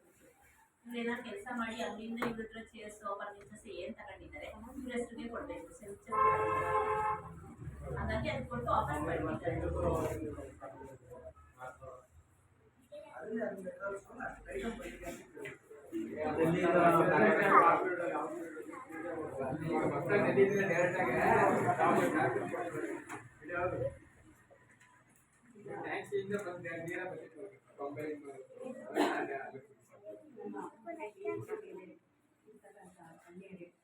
ಪೋಷಕ ವರ್ಗದವರೇ, ಶಿಕ್ಷಕರೇ, ಅಧ್ಯಕ್ಷರೇ, ಸದಸ್ಯರೇ ಹಾಗೂ ಇಲ್ಲಿ ನೆರೆದಿರ್ತಕ್ಕಂಥ ಎಲ್ಲರೂ ಕೂಡ ಈ ಒಂದು ಕಾರ್ಯಕ್ರಮಕ್ಕೆ ನಾನು ಧನ್ಯವಾದವನ್ನು ತಿಳಿಸ್ತಾ, ಏನಪ್ಪ ಅಂತಂದರೆ ನಾವು ಇದುವರೆಗೂ ಕೂಡ ಖರ್ಚು ಮಾಡಿ ನಾವು ಗೋಚರನ್ನು ಇರೋದನ್ನು ನಮಗೆ ನಮ್ಮ ಇಲಾಖಾ ನಿಯಮದಂತೆ ನಾವು ಇಡ್ತಾ ಇದ್ವಿ. ಈಗ ಇವ್ರ ಪ್ರಕಾರ ಏನು ಹೇಳ್ತಾ ಇದ್ದಾರೆ ಅಂದರೆ, ಪ್ರತಿ ಖರ್ಚು ಮಾಡಿದಾಗಲೂ ಕೂಡ ನೀವು ಪ್ರತಿಯೊಂದು ಏನು ದುಡ್ಡಿಗೆ ನೀವು ಮಾಡಿ ಅದಕ್ಕೆ ನೀವು ಫೋಟೋಸಿ ಆಗಲಿ ಅದಕ್ಕೆ ಭದ್ರತೆಯನ್ನು ನಮಗೆ ಒದಗಿಸ್ಕೊಡ್ಬೇಕು. ಅದು ಈಗ ನಮಗೆ ಗೊತ್ತಾದಂಥ ವಿಚಾರ. ಇದುವರೆಗೂ ನಮಗೆ ಗೊತ್ತಿರಲಿಲ್ಲ. ನಾವು ಖರ್ಚು ಮಾಡಬೇಕು, ವೋಚರ್ ಇರಬೇಕು ಅನ್ನೋದು ಮಾತ್ರ ನಮಗೆ ಗೊತ್ತಿತ್ತು. ಈಗ ಅದರಿಂದ ಪ್ರತಿಯೊಂದಕ್ಕೂ ನೀವು ಫೋಟೋದ ವ್ಯವಸ್ಥೆನೇ ಆಗಲಿ ಅಥವಾ ಅದರ ಒಂದು ಏನೋ ಒಂದು ಭದ್ರತೆ ವ್ಯವಸ್ಥೆ ಅದನ್ನು ನೀವು ಮಾಡ್ಕೊಳ್ಳಿ ಅಂತ ಅವರು ಹೇಳ್ತಾ ಇದ್ದಾರೆ. ಇದು ನಮಗೆ ಹೊಸ ಕಾರ್ಯಕ್ರಮ, ಇದು ನಮಗೆ ಗೊತ್ತಿರಲಿಲ್ಲ. ಈ ಕಾರ್ಯಕ್ರಮ ತಗೊಂಡು ಈಗ ಹೊಸ ಈಗ ನಾವು ಇವರಿಂದ ನಾವು ಅದನ್ನ ತಿಳ್ಕೊತಾ ಇದ್ದೀವಿ. ನಾವು ಕೂಡ ಆದಷ್ಟು ಕೂಡ ಏನೋ ಒದಗಿಸ್ಕೊಡ್ಬೇಕೋ ಇವ್ರಿಗೆ ಆ ಮಾಹಿತಿಯನ್ನ ನಾವು ಒದಗಿಸ್ಕೊಟ್ಟಿದ್ದೀವಿ. ಅದ್ರ ಮೇಲೂ ಏನಾದರೂ ಹೆಚ್ಚು ಕಮ್ಮಿ ಬಂದಲ್ಲಿ ಅದಕ್ಕೆ ನಾವೇ ಜವಾಬ್ದಾರ ಆಗಿರ್ತೀವಿ. ಮತ್ತೆ ಅದಕ್ಕೆ ಏನು ವ್ಯವಸ್ಥೆ ಬೇಕೋ ಅದನ್ನು ನಾವು ಮಾಡ್ಕೊಡ್ತೀವಿ. ಅದನ್ನು ನಾನು ಈ ಸಭೆ ಒಳಗೆ ಹೇಳೋದಕ್ಕೆ ಇಷ್ಟಪಡ್ತೀನಿ. ಯಾಕೆಂದರೆ ನಮ್ಗೆ ಗೊತ್ತಿರಲಿಲ್ಲ ಇಷ್ಟೆಲ್ಲ ಮಾಡಬೇಕು ಅನ್ನೋ ಅಂಶ ನಮಗೆ ಗೊತ್ತಿರಲಿಲ್ಲ. ನಾವು ತಗೋಬೇಕು ದುಡ್ಡನ್ನ, ಅದಕ್ಕೆ ಖರ್ಚು ಮಾಡಿ ಗೋಚರನ್ನ ಇಡಬೇಕು ಅಂತ ಮಾತ್ರ ನಮಗೆ ನಮ್ಮ ಇಲಾಖೆ ತಿಳಿಸ್ತಾರೆ. ಈಗ ಇವರು ಪ್ರತಿಯೊಂದಕ್ಕೂ ಈ ಥರ ಇದೆ, ಈ ಥರ ನೀವು ಮಾಡಬೇಕು, ಇದೇ ವಾಸ್ತವ ಅಂತ ಇವರು ನಮಗೆ ಹೇಳ್ಕೊಟ್ಟಿರೋದ್ರಿಂದ ನಮಗೆ ಈಗ ಅರಿವಾಗಿದೆ. ನಾವು ಈ ಕೆಲಸವನ್ನ ಈಗ ಮಾಡ್ತಾ ಇದ್ದೀವಿ. ನಾವು 95% ಇವ್ರಿಗೆ ಒದಗಿಸ್ಕೊಟ್ಟಿದ್ದೀವಿ. ಒಂದು 5% ಒಂಚೂರು ಹೆಚ್ಚು ಕಮ್ಮಿ ಬಂದಿದೆ, ಇಲ್ಲ ಅಂತ ಹೇಳಲ್ಲ. ಆದ್ರಿಂದ ನಾವು ಮಾಡಿರುವಂಥದ್ದು ನಾವು ಹೇಳಿದ್ದೀವಿ. ಈಗ ಇಲಾಖೆಗೆ ತಲುಪಿಸ್ತಾರೆ, ಅದರಂತೆ ಅದು ಏನು ಬರುತ್ತೋ ಅದನ್ನ ನಾವು ಫೇಸ್ ಮಾಡಿ ಅಂತ ನಾವು ನಿಮ್ಗೆಲ್ರಿಗೂ ಹೇಳ್ತಾ ಈ ಒಂದೆರಡು ಮಾತು ನಾನು ಮುಗಿಸ್ತಾ ಇದ್ದೀನಿ. ಪೋಷಕರ ಅನಿಸಿಕೆ ಅಭಿಪ್ರಾಯ ಯಾರಾದ್ರೂ ಮೇಡಮ್ ಏನು ಪ್ರಶ್ನೆ, ನಮ್ಮ ಪ್ರಶ್ನಾವಳಿ ಏನಪ್ಪಾ ಅಂತ ಅಂದ್ರೆ, ಈಗ ಈಗ ಬಣ್ಣ ಹೊಡ್ಸಿದೀವಿ ಅಂತ ಹೇಳಿದ್ರು. ಅದರಲ್ಲಿ ಬಣ್ಣ ಹೊಡ್ಸಿದೀರಲ್ವಾ, ನೀವು ಹೊಡ್ತಾ ಇರೋಂಥ ಫೋಟೋ GPS ಫೋಟೋ ಆದ್ರೆ ಇದೇ ಸ್ಥಳದಲ್ಲಿ ಬಣ್ಣ ಹೊಡ್ಸಿದ್ವಿ. ಯಾಕಂದ್ರೆ 3 ವರ್ಷ ಆಗಿದೆ ಮಾಡಿರ್ತೀವಿ, ಈ ವರ್ಷ ಹೊಡ್ಸಿದೀವಿ. ಈ ವರ್ಷದಲ್ಲಿ ಈಗ ಅಲ್ಲಿ ಹೊಸ ಮಾಸ್ಟರ್ ಬಂದ್ರೆ ಈಗ ಒಂದ್ಸರಿ ಹೊಡ್ಸಿರ್ತಾರೆ. ಎಕ್ಸಾಂಪಲ್ ನಾನು ಹೇಳಿದ್ದು, ಆ ವರ್ಷ ನೀವು ಹೊಡ್ಸಿದ್ರೆ ಅದೊಂದು GPS ಫೋಟೋ ಸಾಕು, ಬೇಕಾದದ್ದು ಉತ್ತಮ ಅಲ್ವಾ? ಯಾಕಂದ್ರೆ ನಾನು ಮಾಡಿದೀನಿ ಅಂತ ಅಂದ್ಮೇಲೆ ಅದೊಂದು GPS ಫೋಟೋ ಹಾಕ್ಬೇಕು. ಜೊತೆಗೆ ಎಕ್ಸಾಂಪಲ್ ಅವರು ಎಲ್ಲ 80,000 ರೂಪಾಯಿದು ಚೇರ್ಸು ಟೇಬಲ್ ಎಲ್ಲ ತಂದಿದ್ದಾರಲ್ವಾ, ಕೆಲವು ದಾನಿಗಳು ಈ ವರ್ಷನೂ ತಂದ್ಕೊಡ್ಬೋದು. ಈ ವರ್ಷ ನಾವು ತಂದಿದೀವಲ್ವಾ, ಈ ತಂದಿದ್ದನ್ನ ಒಂದ್ ಕಡೆ ಡಂಪ್ ಮಾಡಿ ಅವರು ಶಿಕ್ಷಣ ಇಲಾಖೆಯವರು ಬಂದು ನೋಡ್ತಾರೆ, ಇತರ ಇಲಾಖೆಯವರು ಬಂದು ನೋಡ್ತಾರೆ.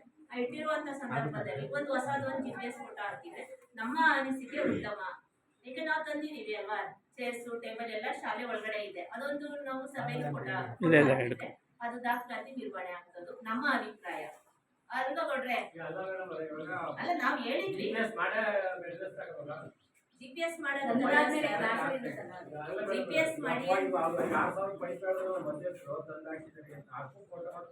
ತಂದು ಹಾಕ್ಸಿದಿರಲ್ವಾ, ಹಾಕೊಂಡ್ರೆ ಉತ್ತಮ ಸರ್.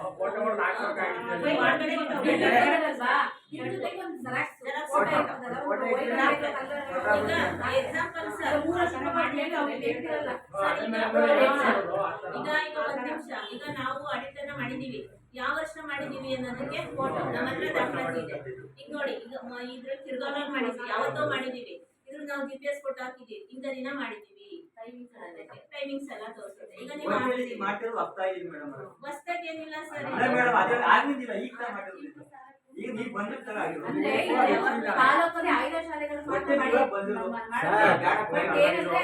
ಸರ್ ಈಗಂತಲ್ಲ,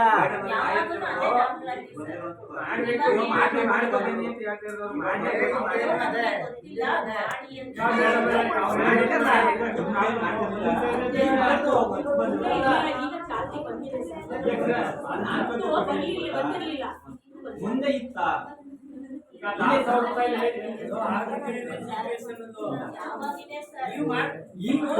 ನೀವು ಯಾರೇ ಕೆಲಸ ಮಾಡೋದು ನೀವು ಸೇಫ್ ಆಗಿರ್ಬೇಕು. ಅದು ದಾಖಲಾತಿ ಹಾಕಿತ್ತು, ಅದೊಂದು ಫೋಟೋ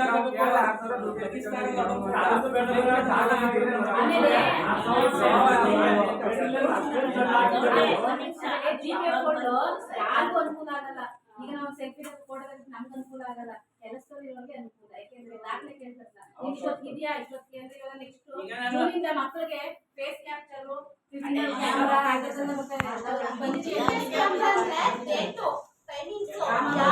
ಅದು ನನಗೆ ಗೊತ್ತು, ನನಗೆ ಗೊತ್ತು. ನಾವ್ ಹಾಕೊಂಡ್ರೆ ಉತ್ತಮ. ಅದಲ್ಲ ಇವತ್ತಿನ ಮಾಡ್ತಿರಲ್ಲ, ಈಗ ಮಾಡ್ತಿದಾರಲ್ಲ ಅದೇ ನಮ್ಗೆ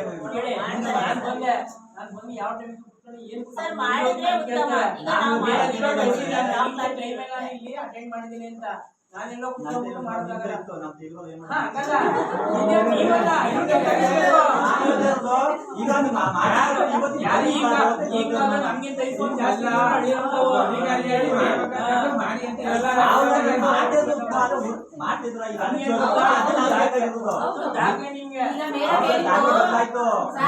ಮೇಡಮ್ ಹೇಳಿದಂದ್ರೆ ಈಗ ದಾಖಲೆ ಇರ್ಬೇಕು, ಚಿತ್ರ ಇರ್ಬೇಕು ಅಂತ ಗೊತ್ತಿಲ್ಲ ಅಷ್ಟೇ ಅಂತ. ಈಗ ನೆಕ್ಸ್ಟ್ ಹಿಂದೆ ಬೇಡ ಮುಂದೆ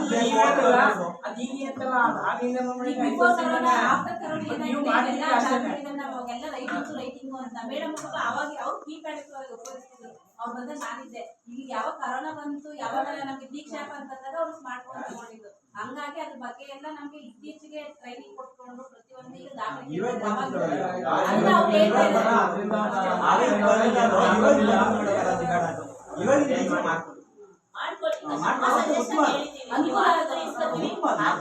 ನೋಡ್ಬಿಟ್ಟು ಏನೈತೆ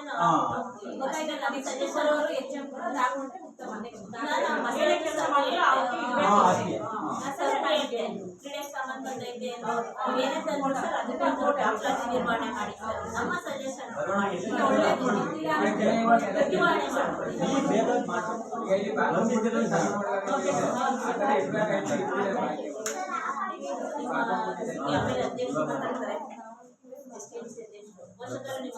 ಮೇಡಮ್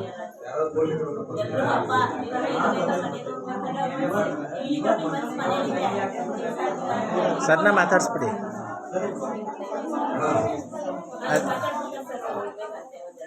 ಒಂದೊಂದೆರಡು ಬೇಡಿಕೆಗಳನ್ನ ರಿಲೇಷನ್ ಮಾಡ್ತಾರೆ.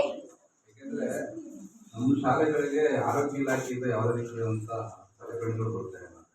ಉದಾಹರಣೆಗೆ ಬ್ಲೀಚಿಂಗ್ ಪೌಡರ್ ಆಗಿರ್ಬೋದು, ಫೈನಲ್ ಆಗಿರ್ಬೋದು, ಮತ್ತು ಬಿಸ್ಕೆಟ್ಗೆ ಬಾಕ್ಸ್ ಆಗಿರ್ಬೋದು, ಕೇಳೋಕೆ ಹೋಗಿ ನಮಗೆ ಸಪ್ಲೈ ಆಗ್ತಿಲ್ಲ, ನಾವೇ ಲಿಂಕ್ ಕೊಡೋಣ ಅಂತ ಹೇಳ್ತಾರೆ.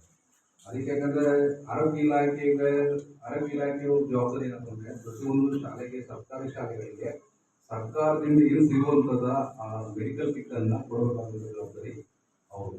ಯಾಕಂದ್ರೆ ನಾವು ಹಿಂದೆ ಇದ್ದಂಥ ಶಾಲೆಗಳಲ್ಲಿ ನಮ್ಮ ಎಂಪ್ಲಾಯ್ಗಳು PHCನಲ್ಲಿ ಕೊಡ್ತಾ ಇದ್ರು. ಆಶಾ ವರ್ಕರ್ ಕೈಲಾಗಿರ್ಬೋದು, ಮತ್ತು ನರ್ಸ್ಗಳು ಬಂದಾಗ ಸಿಸ್ಟರ್ ಕೈಲಾಗಿರ್ಬೋದು, ಈಗ ನಾವ್ಯಾರೋ ಒಬ್ಬ ಟೀಚರ್ಸ್ ಕಳಿಸಿದ್ರೆ ಕೊಡಬಾರ್ದು, ಅವ್ರು ಕೊಡ್ತಾ ಇದ್ರು. ಇತ್ತೀಚೆಗೆ ಇಲ್ಲಿ ಈ ಯಾವುದೇ ರೀತಿಯಾದಂಥ ಸೌಲಭ್ಯಗಳು ಸಿಗ್ತಾ ಇಲ್ಲ. ಯಾಕಂದ್ರೆ ಮಕ್ಕಳು ಸಣ್ಣ ಪುಟ್ಟ ಕಾಯಿಲೆ ಮಾಡ್ಬೇಕಾಗ್ತವೆ. ನಾವು ಈಗ ಏನೋ ಒಂದು ಕಿಟ್ ತಂದಿರ್ತೀವಿ, ಅದೊಂದು ವಾರನೂ ಬರಲ್ಲ, ಬ್ಯಾಂಡೇಜ್ಗಳೇ ಹೋಗಲ್ಲ. ಅದಕ್ಕೆ ಸರ್ಕಾರದಿಂದ ಇಲ್ಲ ಆರೋಗ್ಯ ಇಲಾಖೆ ಕೊಡ್ತಾರೆ, ಸಪ್ಲೈ ಅಂದರೆ ಶಿಕ್ಷಣ ಇಲಾಖೆಗೆ ಕೊಡಬೇಕು, ಸರ್ಕಾರಿ ಶಾಲೆಗಳ ಮಕ್ಕಳು ಕೊಡಬೇಕಂತಂದ್ರೆ ನಿಯಮಗಳಿದೆ. ಆ ನಿಯಮಗಳ ಅಡಿಯಲ್ಲಿ ಇವೆಲ್ಲ ನಮ್ಮ ಸೌಲಭ್ಯಗಳನ್ನು ಕೊಡಿಸ್ಕೊಡಿ ಅಂತಕ್ಕಂಥದ್ದು ಒಂದು ನಾವು ಬಲವಾಗಿ ಒಂದು ರೆಸಲ್ಯೂಷನ್ ಮಾಡ್ತೀವಿ. ಒಂದು ನಮ್ಮ ಶಾಲೆಗಳು ದುರಸ್ತಿ ಹಂತದಲ್ಲಿದೆ, ಅವನು ದುರಸ್ತಿ ಹಂತಗಳಿಗೆ ಅದನ್ನು ಸೇರಿಸ್ಕೊಳ್ಳಿ. ಜೊತೆಗೆ ನಮ್ಮಲ್ಲಿ ಶಾಲೆಗಳಲ್ಲಿ ಸುಣ್ಣ ಕಣ್ಣುಗಳಾಗಬೇಕು, ಅದನ್ನು ನಿಮ್ಮ ಈ ಪರಿಶೋಧನೆ ಇಲಾಖೆ ವತಿಯಿಂದ ರೆಸಲ್ಯೂಷನ್ ಮಾಡಿ ಸರ್ಕಾರಕ್ಕೆ ಒದಗಿಕೊಡಿ. ಇಲಾಖೆ ಶಿಕ್ಷಣ ಇಲಾಖೆಗೆ ಮತ್ತು ಜಿಲ್ಲಾ ಪಂಚಾಯತಿಗೆ ಮತ್ತು ತಾಲೂಕು ಪಂಚಾಯತಿಗೆ ಒದಗಿಕೊಡಿ. ಸರ್ಕಾರದಿಂದ ಏನು ಸಿಗುವಂಥ ಸವಲತ್ತುಗಳೇನಿದೆ ಅದನ್ನು ನಮ್ಮ ಸರ್ಕಾರಿ ಶಾಲೆ ಮಕ್ಕಳಿಗೆ ಸಂಪೂರ್ಣವಾಗಿ ಸಿಗುವಂಥ ಜವಾಬ್ದಾರಿಯನ್ನು ನಿಮ್ಮ ಕಡೆಯಿಂದ ನಾವು ಮಾಡಿಕೊಡ್ಬೇಕಾಗಿತ್ತು ಅಂತ ನಮ್ಮಲ್ಲಿ ಒಂದು ನಮ್ಮ ರಿಕ್ವೆಸ್ಟನ್ನು ಮಾಡ್ಕೊತಾ ಇದ್ದೀವಿ. ಏನಪ್ಪ ಅಂದರೆ ಈಗ ನಮಗೆ ಪೋಷಕರಿಗೆ ಇದೊಂದು ವಿಚಾರ ಹೇಳ್ಬೇಕು. ನಾವು ಈಗ 26-27ನೇ ಶಾಲೆಗೆ ದಾಖಲಾತಿ ಪ್ರಾರಂಭ ಆಗಿದೆ. ಏನಪ್ಪ ಅಂದರೆ ಈಗ ನಮಗೆ ಇಲ್ಲಿ ತನಕ ಒಂದು ಕನ್ನಡ ಮೀಡಿಯಂ ಇದೆ. ಈಗೇನು ಮುಂದಿನ ವರ್ಷದಿಂದ ಏನಪ್ಪ ಮಾಡಿದ್ರೆ ಸರ್ಕಾರ ಏನಾಗಿದೆ ಇಂಗ್ಲೀಷ್ ಮೀಡಿಯಂ ಮಾಡ್ತಾ ಹೋಗ್ತಾ ಇದೆ. 1 to 5th ವರೆಗೆ ಇಂಗ್ಲೀಷ್ ಮೀಡಿಯಂ ಪ್ರಾರಂಭ ಮಾಡಿದೆ. ಯಾಕಂದರೆ ಮೊದಲೆಲ್ಲ ನಮಗೆ ಕನ್ನಡ ಮೀಡಿಯಂ ಮಾಧ್ಯಮ ಶಾಲೆಗಳಿಗೆ ಕನ್ನಡ ಫಸ್ಟ್ ಲ್ಯಾಂಗ್ವೇಜ್ ಇತ್ತು, ಇಂಗ್ಲೀಷು ಸೆಕೆಂಡ್ ಲ್ಯಾಂಗ್ವೇಜ್ ಇತ್ತು. ಈಗೇನಾಗಿದೆಯಪ್ಪ ಅಂದ್ರೆ ನಾವು ಟೆಕ್ಸ್ಟ್ ಬುಕ್ ಇಂಡಿಯನ್ ಹಾಕಿ ಅಪ್ಲೈ ಮಾಡೋಕೆ ಹೋಗೋದಲ್ಲಿ ಅಲ್ಲಿ ಇಂಗ್ಲೀಷು ಫಸ್ಟ್ ಲ್ಯಾಂಗ್ವೇಜ್ ತೋರಿಸ್ತಾ ಇದೆ, ಕನ್ನಡನೂ ಫಸ್ಟ್ ಲ್ಯಾಂಗ್ವೇಜ್ ತೋರಿಸ್ತಾ ಇದೆ, ಇಂಗ್ಲೀಷು ಫಸ್ಟ್ ಲ್ಯಾಂಗ್ವೇಜ್ ತೋರಿಸ್ತಾ ಇರೋದ್ರಿಂದ ಅದು ನಮ್ಮಲ್ಲಿ ಏನಾಗಿರುತ್ತೆ ಹೊಸ ಪ್ರಯತ್ನವನ್ನು ಮಾಡ್ತಾ ಇದೆ ಸರ್ಕಾರ. NCERT ಸಿಲೆಬಸ್ ಅಂದರೆ ನ್ಯಾಷನಲ್ ಸಿಲೆಬಸ್, ಇಡೀ ದೇಶಕ್ಕೆ ಒಂದೇ ಪಠ್ಯಪುಸ್ತಕ ಕ್ರಮವನ್ನು ಅನುಸರಿಸುವ ನಿಟ್ಟಿನಲ್ಲಿ ಏನು ಮಾಡ್ತಿದೆ ಸರ್ಕಾರ, ರಾಜ್ಯ ಸರ್ಕಾರಗಳು, ಕೇಂದ್ರ ಸರ್ಕಾರದ MHRD ಮಾನವ ಸಂಪನ್ಮೂಲ ಇಲಾಖೆಯ ಆದೇಶವನ್ನು ಏನು ಮಾಡಿದೆ, ಎಲ್ಲ ನಿಯಮಗಳನ್ನು ಸರ್ಕಾರ ಅಡಾಪ್ಟ್ ಮಾಡ್ಕೊತಾ ಇದೆ. ಅದನ್ನು ನಮ್ಮ ಸರ್ಕಾರಿ ಶಾಲೆಗಳಿಗೆ ಏನು ಮಾಡ್ತಾ ಇದೆ, ಅನ್ವಯವನ್ನು ಮಾಡ್ತಾ ಇದೆ, ಜಾರಿಗೊಳಿಸ್ತಾ ಇರೋದ್ರಿಂದ ಈ ವರ್ಷದಿಂದ ಮುಂದಿನ ವರ್ಷದಿಂದ ನಮಗೆ ಇಂಗ್ಲೀಷ್ ಮೀಡಿಯಂ ಶಾಲೆಗಳು ಪ್ರಾರಂಭ ಆಗ್ತಾ ಇದೆ ನಮ್ಮಲ್ಲಿ 1 to 5th ವರೆಗೆ. ಅದು ಬೈಲಿಂಗಲ್ ಅಂತ ಪದ್ಧತಿಗೆ ಪ್ರಾರಂಭ ಆಗಿದೆ. ಯಾಕಂದರೆ ಅಂದರೆ ಅದು ಮಗುಗೆ ನಾವು ಪೂರ್ಣ ಇಂಗ್ಲೀಷ್ ಮಾಧ್ಯಮದಲ್ಲಿ ಸೇರಿಸಿದಾಗ ಏನಾಗ್ತದೆ ಅಂದರೆ ಪೂರ್ತಿ ಇಂಗ್ಲೀಷ್ ಸಿಲೆಬಸ್ ಇರ್ತದೆ. ಇಲ್ಲಿ ಬೈಲಿಂಗಲ್ ಅಂತಂದರೆ ಒಂದು ಪ್ಯಾರ ಕನ್ನಡ ಇರ್ತದೆ, ಒಂದು ಪ್ಯಾರ ಕನ್ನಡ ಇದ್ದರೆ ಅದೇ ಪ್ಯಾರ ಏನಾಗಿರ್ತದೆ ಇಂಗ್ಲೀಷ್ ವರ್ಷನ್ ಇರುತ್ತೆ. ಮಗು ಕಲಿಕೆ ಬಲವಾದಂಥ ಕಲಿಕೆಗೆ ಬಹಳ ಪೂರಕವಾದಂಥ ಮೆಟೀರಿಯಲ್ ಆಗಿರ್ತದೆ. ಆದ್ದರಿಂದ ಏನಾಗ್ತದೆ ಕನ್ನಡ ಕಲ್ತಂಗಾಗುತ್ತೆ, ಮಗು ಇಂಗ್ಲೀಷನ್ನು ಕಲ್ತಂಗಾಗುತ್ತೆ. ಆ ಎರಡೂ ಮಾಧ್ಯಮಗಳನ್ನು ಕಲಿತಾಗ ಏನಾಗ್ತದೆ ಮಕ್ಕಳ ಬೌದ್ಧಿಕ ಮಟ್ಟ, ಜ್ಞಾನದ ಮಟ್ಟ ಏನಾಗ್ತದೆ ಹೆಚ್ಚಾಗ್ತದೆ. ಮುಂದಿನ ಏನು ಗೊತ್ತಾ, ಇವತ್ತಿನ ಮಕ್ಕಳೇ ಮುಂದಿನ ಭಾರತದ ಭವಿಷ್ಯತ್ ಪ್ರಜೆಗಳು ಅಂತಾರೆ, ಭವಿಷ್ಯತ್ ನಿರ್ಮಾಣ ಕರ್ತವ್ಯಗಳು. ಇವತ್ತು ಯಾರ ಮಕ್ಕಳಲ್ಲಿ ಏನೇನು ಪ್ರತಿಭೆಗಳು ಅಡಗಿದೆ ಅಂತಕ್ಕಂಥದ್ದು ನಮ್ಗೆ ಗೊತ್ತಿಲ್ಲ. ಆ ಪ್ರತಿಭೆಗಳನ್ನು ಹೊರೆಯತಕ್ಕಂಥದ್ದು ನಮ್ದು ಏನಪ್ಪ ಅಂದರೆ ಶಿಕ್ಷಣ. ಆ ಶಿಕ್ಷಕರು ಒಬ್ಬ ಏನಾಗ್ತಾರೆ, ಒಬ್ಬ ಸ್ನೇಹಿತನಾಗಿರ್ತಾರೆ, ಒಬ್ಬ ತಂದೆಯಾಗಿರ್ತಾರೆ, ಒಬ್ಬ ಸಹಪಾಠಿಯಾಗಿರ್ತಾರೆ, ಒಬ್ಬ ಮಾರ್ಗದರ್ಶಕರಾಗಿರ್ತಾರೆ. ಈ ಮಾರ್ಗದರ್ಶಕರಾಗಿ ನಾವು ಕೆಲಸವನ್ನು ಮಾಡಬೇಕು. ಜಸ್ಟ್ ಫಾರ್ ಗೈಡಾಗಿ ನಾವು ಗೈಡನ್ನು ಮಾಡಬೇಕಾಗಿರುತ್ತೆ. ಜವಾಬ್ದಾರಿ ನಮ್ಮದು, ನಮ್ಮ ಶಿಕ್ಷಕರ ಜವಾಬ್ದಾರಿ ಆಗಿರ್ತದೆ. ಅದಕ್ಕೆ ನಾವೆಲ್ಲ ಪ್ರಯತ್ನಗಳನ್ನು ನಮ್ಮ ಎಷ್ಟು ಶ್ರಮ ಬೇಕು ಅದಕ್ಕಿಂತ ಹೆಚ್ಚು ನಮ್ಮ ಶ್ರಮಗಳನ್ನು ಹಾಕ್ತೀವಿ. ನಮ್ಮ ಮಕ್ಕಳನ್ನ ನೀವು ಅಕ್ಕಪಕ್ಕದಲ್ಲಿರ್ತಕ್ಕಂಥ ಗ್ರಾಮದ ಸ್ನೇಹಿತರಿಗೆ ಹೇಳಿ, ಈಗ ನಮ್ಮ ಶಾಲೆಗೆ ದಾಖಲಾತಿಗಳನ್ನು ಉತ್ತಮಗೊಳಿಸಿ. ಏಕೆಂದರೆ ಎಷ್ಟೋ ಸರ್ಕಾರಿ ಶಾಲೆಗಳು ಮುಚ್ಚಿ ಹೋಗ್ತಾ ಇದೆ, ಅಳಿವಿನಂಚಿಗೆ ಬಂದ್ಬಿಟ್ಟಿದೆ. ಅಳಿವಿನಂಚಿರ್ತಕ್ಕಂಥ ಶಾಲೆಗಳನ್ನು ನಾವು ಉಳಿಸ್ಕೊಳ್ಬೇಕಾಗಿದ್ದು ನಮ್ಮ ಪೋಷಕರ, ಪ್ರತಿಯೊಬ್ಬ ಗ್ರಾಮದ ಯುವಕರ ಮತ್ತು ಪೋಷಕರ ಜವಾಬ್ದಾರಿ ಆಗಿರ್ತದೆ. ಅದರಲ್ಲಿ ಮುಖ್ಯವಾಗಿರ್ತಕ್ಕಂಥ ತಾಯಿಗಳ ಜವಾಬ್ದಾರಿ ಇರ್ತದೆ. ಯಾಕಂದರೆ ತಂದೆಯಿಂದ ಏನು ಮಾಡ್ತಾರಪ್ಪ, ಎಲ್ಲ ಹೊರಗಡೆ ಹೋಗ್ತಾರೆ, ಅವ್ರ ದುಡಿಮೆಗಳು ಹೋಗ್ತಾರೆ. ಅದರ ಮಕ್ಕಳು ಹೆಚ್ಚಾಗಿ ತಾಯಿ ಜೊತೆ ಒಡನಾಟವನ್ನು ಇಟ್ಕೊಳ್ಳೋದ್ರಿಂದ ತಮ್ಮ ಮಕ್ಕಳಿಗೆ ಏನು ಮಾಡ್ತಾ ಇದ್ದಾರೆ, ಏನು ಬಿಡ್ತಾ ಇದ್ದಾರೆ ಅನ್ನೋದನ್ನ. ಯಾಕೆಂದರೆ ಇವತ್ತು ಯಾವುದೋ ಒಬ್ಬ ತಂದೆ ತಾಯಿಗೆ ಆಸೆ ಇರಪ್ಪ ಅಂತ ನಾನು ರೈತಾಪಿ ಕುಟುಂಬದಲ್ಲಿ ಬೆಳೆದಿದ್ದೀವಿ. ಆದರೆ ನನ್ನೊಬ್ಬನು ಸಹ ಅದೇ ವ್ಯವಸ್ಥೆಗೆ ಬರೋದು ಬೇಡ. ಆ ಮಗು ಏನು ಮಾಡೋದು, ನನಗಿಂತ ಉತ್ತಮವಾದಂಥ ವ್ಯವಸ್ಥೆಗೆ ಬೆಳೆದು ಅವನು ಸಮಾಜಕ್ಕೆ ಒಂದು ಒಳ್ಳೆಯ ವಿದ್ಯಾವಂತನಾಗಿ ಸಮಾಜಕ್ಕೆ ಕೊಡುಗೆಯನ್ನು ತನ್ನದೇ ಆದ ಕೊಡುಗೆಯನ್ನು ಕೊಡುವ ನಿಟ್ಟಿನಲ್ಲಿ ನಾವೇನು ಮಾಡಬೇಕಂದ್ರೆ ಪೋಷಕರು ಮತ್ತು ಶಿಕ್ಷಕರು ಮತ್ತು ಎಲ್ಲ ಸಮುದಾಯಗಳೆಲ್ಲ ಒಟ್ಟಿಗೆ ಕೆಲಸವನ್ನು ಮಾಡಬೇಕಿಲ್ಲ. ಆ ಮಗುವಿನ ಉಜ್ವಲ ಭವಿಷ್ಯವನ್ನು ರೂಪಿಸುವಂತಕ್ಕಂಥ ಜವಾಬ್ದಾರಿ ನಮ್ಮಲ್ಲಿಂದೆಲ್ಲರ ಜವಾಬ್ದಾರಿ ಆಗಿರ್ತದೆ. ಆದ್ರಿಂದ ತಾಯಂದಿರು ಏನಪ್ಪ ಮಾಡ್ಬೇಕಂದ್ರೆ ನಾಳೆಯಿಂದಲೇ ಇವತ್ತಿನಿಂದ ಅಡ್ಮಿಷನ್ ಪ್ರಾರಂಭ ಆಗಿದೆ. ಅಡ್ಮಿಷನ್ ಅನ್ನು ಮಾಡಿಸಿ ತಮ್ಮ ಮಕ್ಕಳ ಭವಿಷ್ಯಕ್ಕಾಗಿ ತಮ್ಮ ಪರಿಶ್ರಮವನ್ನು ಹಾಕಿ ನಿಮ್ಮ ಶ್ರಮದ ಜೊತೆಗೆ ನಮ್ಮ ಶ್ರಮವನ್ನು ನಾವು ಒಂದಕ್ಕಿಂತ ಹೆಚ್ಚಾಗಿ ಹಾಕ್ತೀವಿ. ಯಾಕಂದ್ರೆ ಶಾಲೆಗಳಿಂದ ನಮ್ಮ ಮಗು ಏನು ಓದ್ತಾ ಇದೆ, ಏನು ಕೊಡ್ತಾ ಇದೆಯಾ, ಒಂದು ನೀವು ಪ್ರಶ್ನೆ ಮಾಡಿದಾಗ ನಾವು ಒಂದು ಸ್ವಲ್ಪ ಆಕ್ಟಿವೇಟ್ ಆಗ್ತೀವಿ. ಕಲಿಕೆಗೆ ಏನಾಗ್ತದೆ, ಹೆಚ್ಚಿನ ಕಲಿಕೆಗೆ ಮಕ್ಕಳಿಗೆ ನಾವು ಪ್ರೋತ್ಸಾಹವನ್ನು ಕೊಡ್ತೀವಿ. ಅದರಿಂದ ಏನಾಗಿದೆ ಎಲ್ಲ ತಾಯಂದಿರು ಮಕ್ಕಳನ್ನ 3 ವರ್ಷದಿಂದ ಅಡ್ಮಿಷನ್ ಮಾಡ್ತೀವಿ. ಯಾಕಂದ್ರೆ ನಾವು ಖಾಸಗಿ ಶಾಲೆಗೆ ಲಕ್ಷಾಂತರ ರೂಪಾಯಿ ಡೊನೇಷನ್ ಕೊಡ್ತೀವಿ. ಅದು ಯಾಕಪ್ಪ ಸರ್ಕಾರ ಈಗ ಇಂಗ್ಲೀಷ್ ಮಾಧ್ಯಮ ಶಾಲೆಗಳನ್ನು ಕಲಿಕೆ ಪ್ರಾರಂಭ ಮಾಡ್ತಾ ಇರೋದ್ರಲ್ಲಿ ಯಾಕೆ ಬೇಕು? ಸರ್ಕಾರದಲ್ಲಿ ಅಲ್ಲಿ ಬಂದು ನಾವು ಅಲ್ಲಿ ಎರಡು ಕ್ವಾಲಿಟಿ ಕೊಡ್ತೀವಿ. ಒಂದು ಅಲ್ಲಿ ಕ್ವಾಲಿಟಿ ಎಜುಕೇಶನ್ ಕೊಡ್ತಾರೆ, ನಾವು ಕ್ವಾಂಟಿಟಿ ಎಜುಕೇಶನ್ ಕೊಡ್ತಾ ಇದ್ದೀವಿ. ಕ್ವಾಂಟಿಟಿಗೂ ಕ್ವಾಲಿಟಿಗೂ ಎರಡು ವ್ಯತ್ಯಾಸಗಳಿದೆ. ಕ್ವಾಂಟಿಟಿ ಅಂದ್ರೆ ಅದು ಗುಣಾತ್ಮಕ, ಕ್ವಾಲಿಟಿ ಅಂದ್ರೆ ಬೆಲೆ. ಅದ್ರ ಮೌಲ್ಯ ಶಿಕ್ಷಣ ಅವರು ಬೆಲೆ ಮೌಲ್ಯವುಳ್ಳ ಶಿಕ್ಷಣವನ್ನು ಕೊಡ್ತಾರೆ. ನಾವು ಗುಣಾತ್ಮಕ ಶಿಕ್ಷಣದ ಸರ್ಕಾರಿ ಶಾಲೆಗಳು ಹೆಚ್ಚೇ ನೀಡ್ತಾರೆ. ಆ ಗುಣಾತ್ಮಕ ಶಿಕ್ಷಣಕ್ಕೆ ತಮ್ಮೆಲ್ಲರೂ ಏನ್ ಮಾಡಬೇಕು, ಸಹಕಾರವನ್ನು ಕೊಡಬೇಕು. ಯಾಕಂದ್ರೆ ಒಂದು ಕೈ ಚಪ್ಪಾಳೆ ಹೊಡಲಿಕ್ಕೆ ಸಾಧ್ಯ ಇಲ್ಲ, 2 ಕೈ ಸೇರೋದ್ರಿಂದ ಚಪ್ಪಾಳೆ ಆಗ್ತಕ್ಕಂಥದ್ದು, ಶಬ್ದ ಬರ್ತಕ್ಕಂಥದ್ದು. ಆ ಶಬ್ದಕ್ಕೆ ನಾವೆಲ್ಲರೂ ಧ್ವನಿಯಾಗಿರೋಣ, ಗಟ್ಟಿದವರಾಗಿರೋಣ. ನಮ್ಮ ಜೊತೆ ನೀವು ಇಲ್ಲಿ ನಮ್ಮ ಶಾಲೆಯನ್ನ ಉತ್ತಮದ ರೀತಿಯಲ್ಲಿ ಉತ್ತಮವಾದ ಮಕ್ಕಳ ಭವಿಷ್ಯವನ್ನು ರೂಪಿಸಲಿಕ್ಕೆ ನಮ್ಮ ಭದ್ರ ಬುನಾದಿಯನ್ನ ಹಾಕೋಣ ನಾವು ಮಾತನಾಡಬೇಕು. ಧನ್ಯವಾದಗಳು.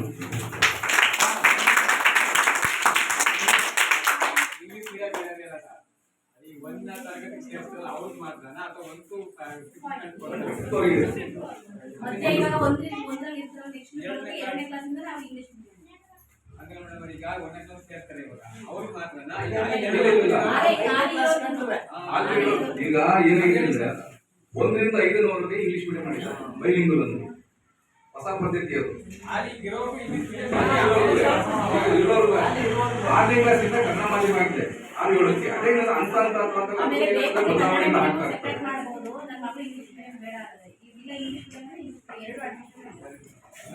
ಈಗ 1ನೇ ಕ್ಲಾಸ್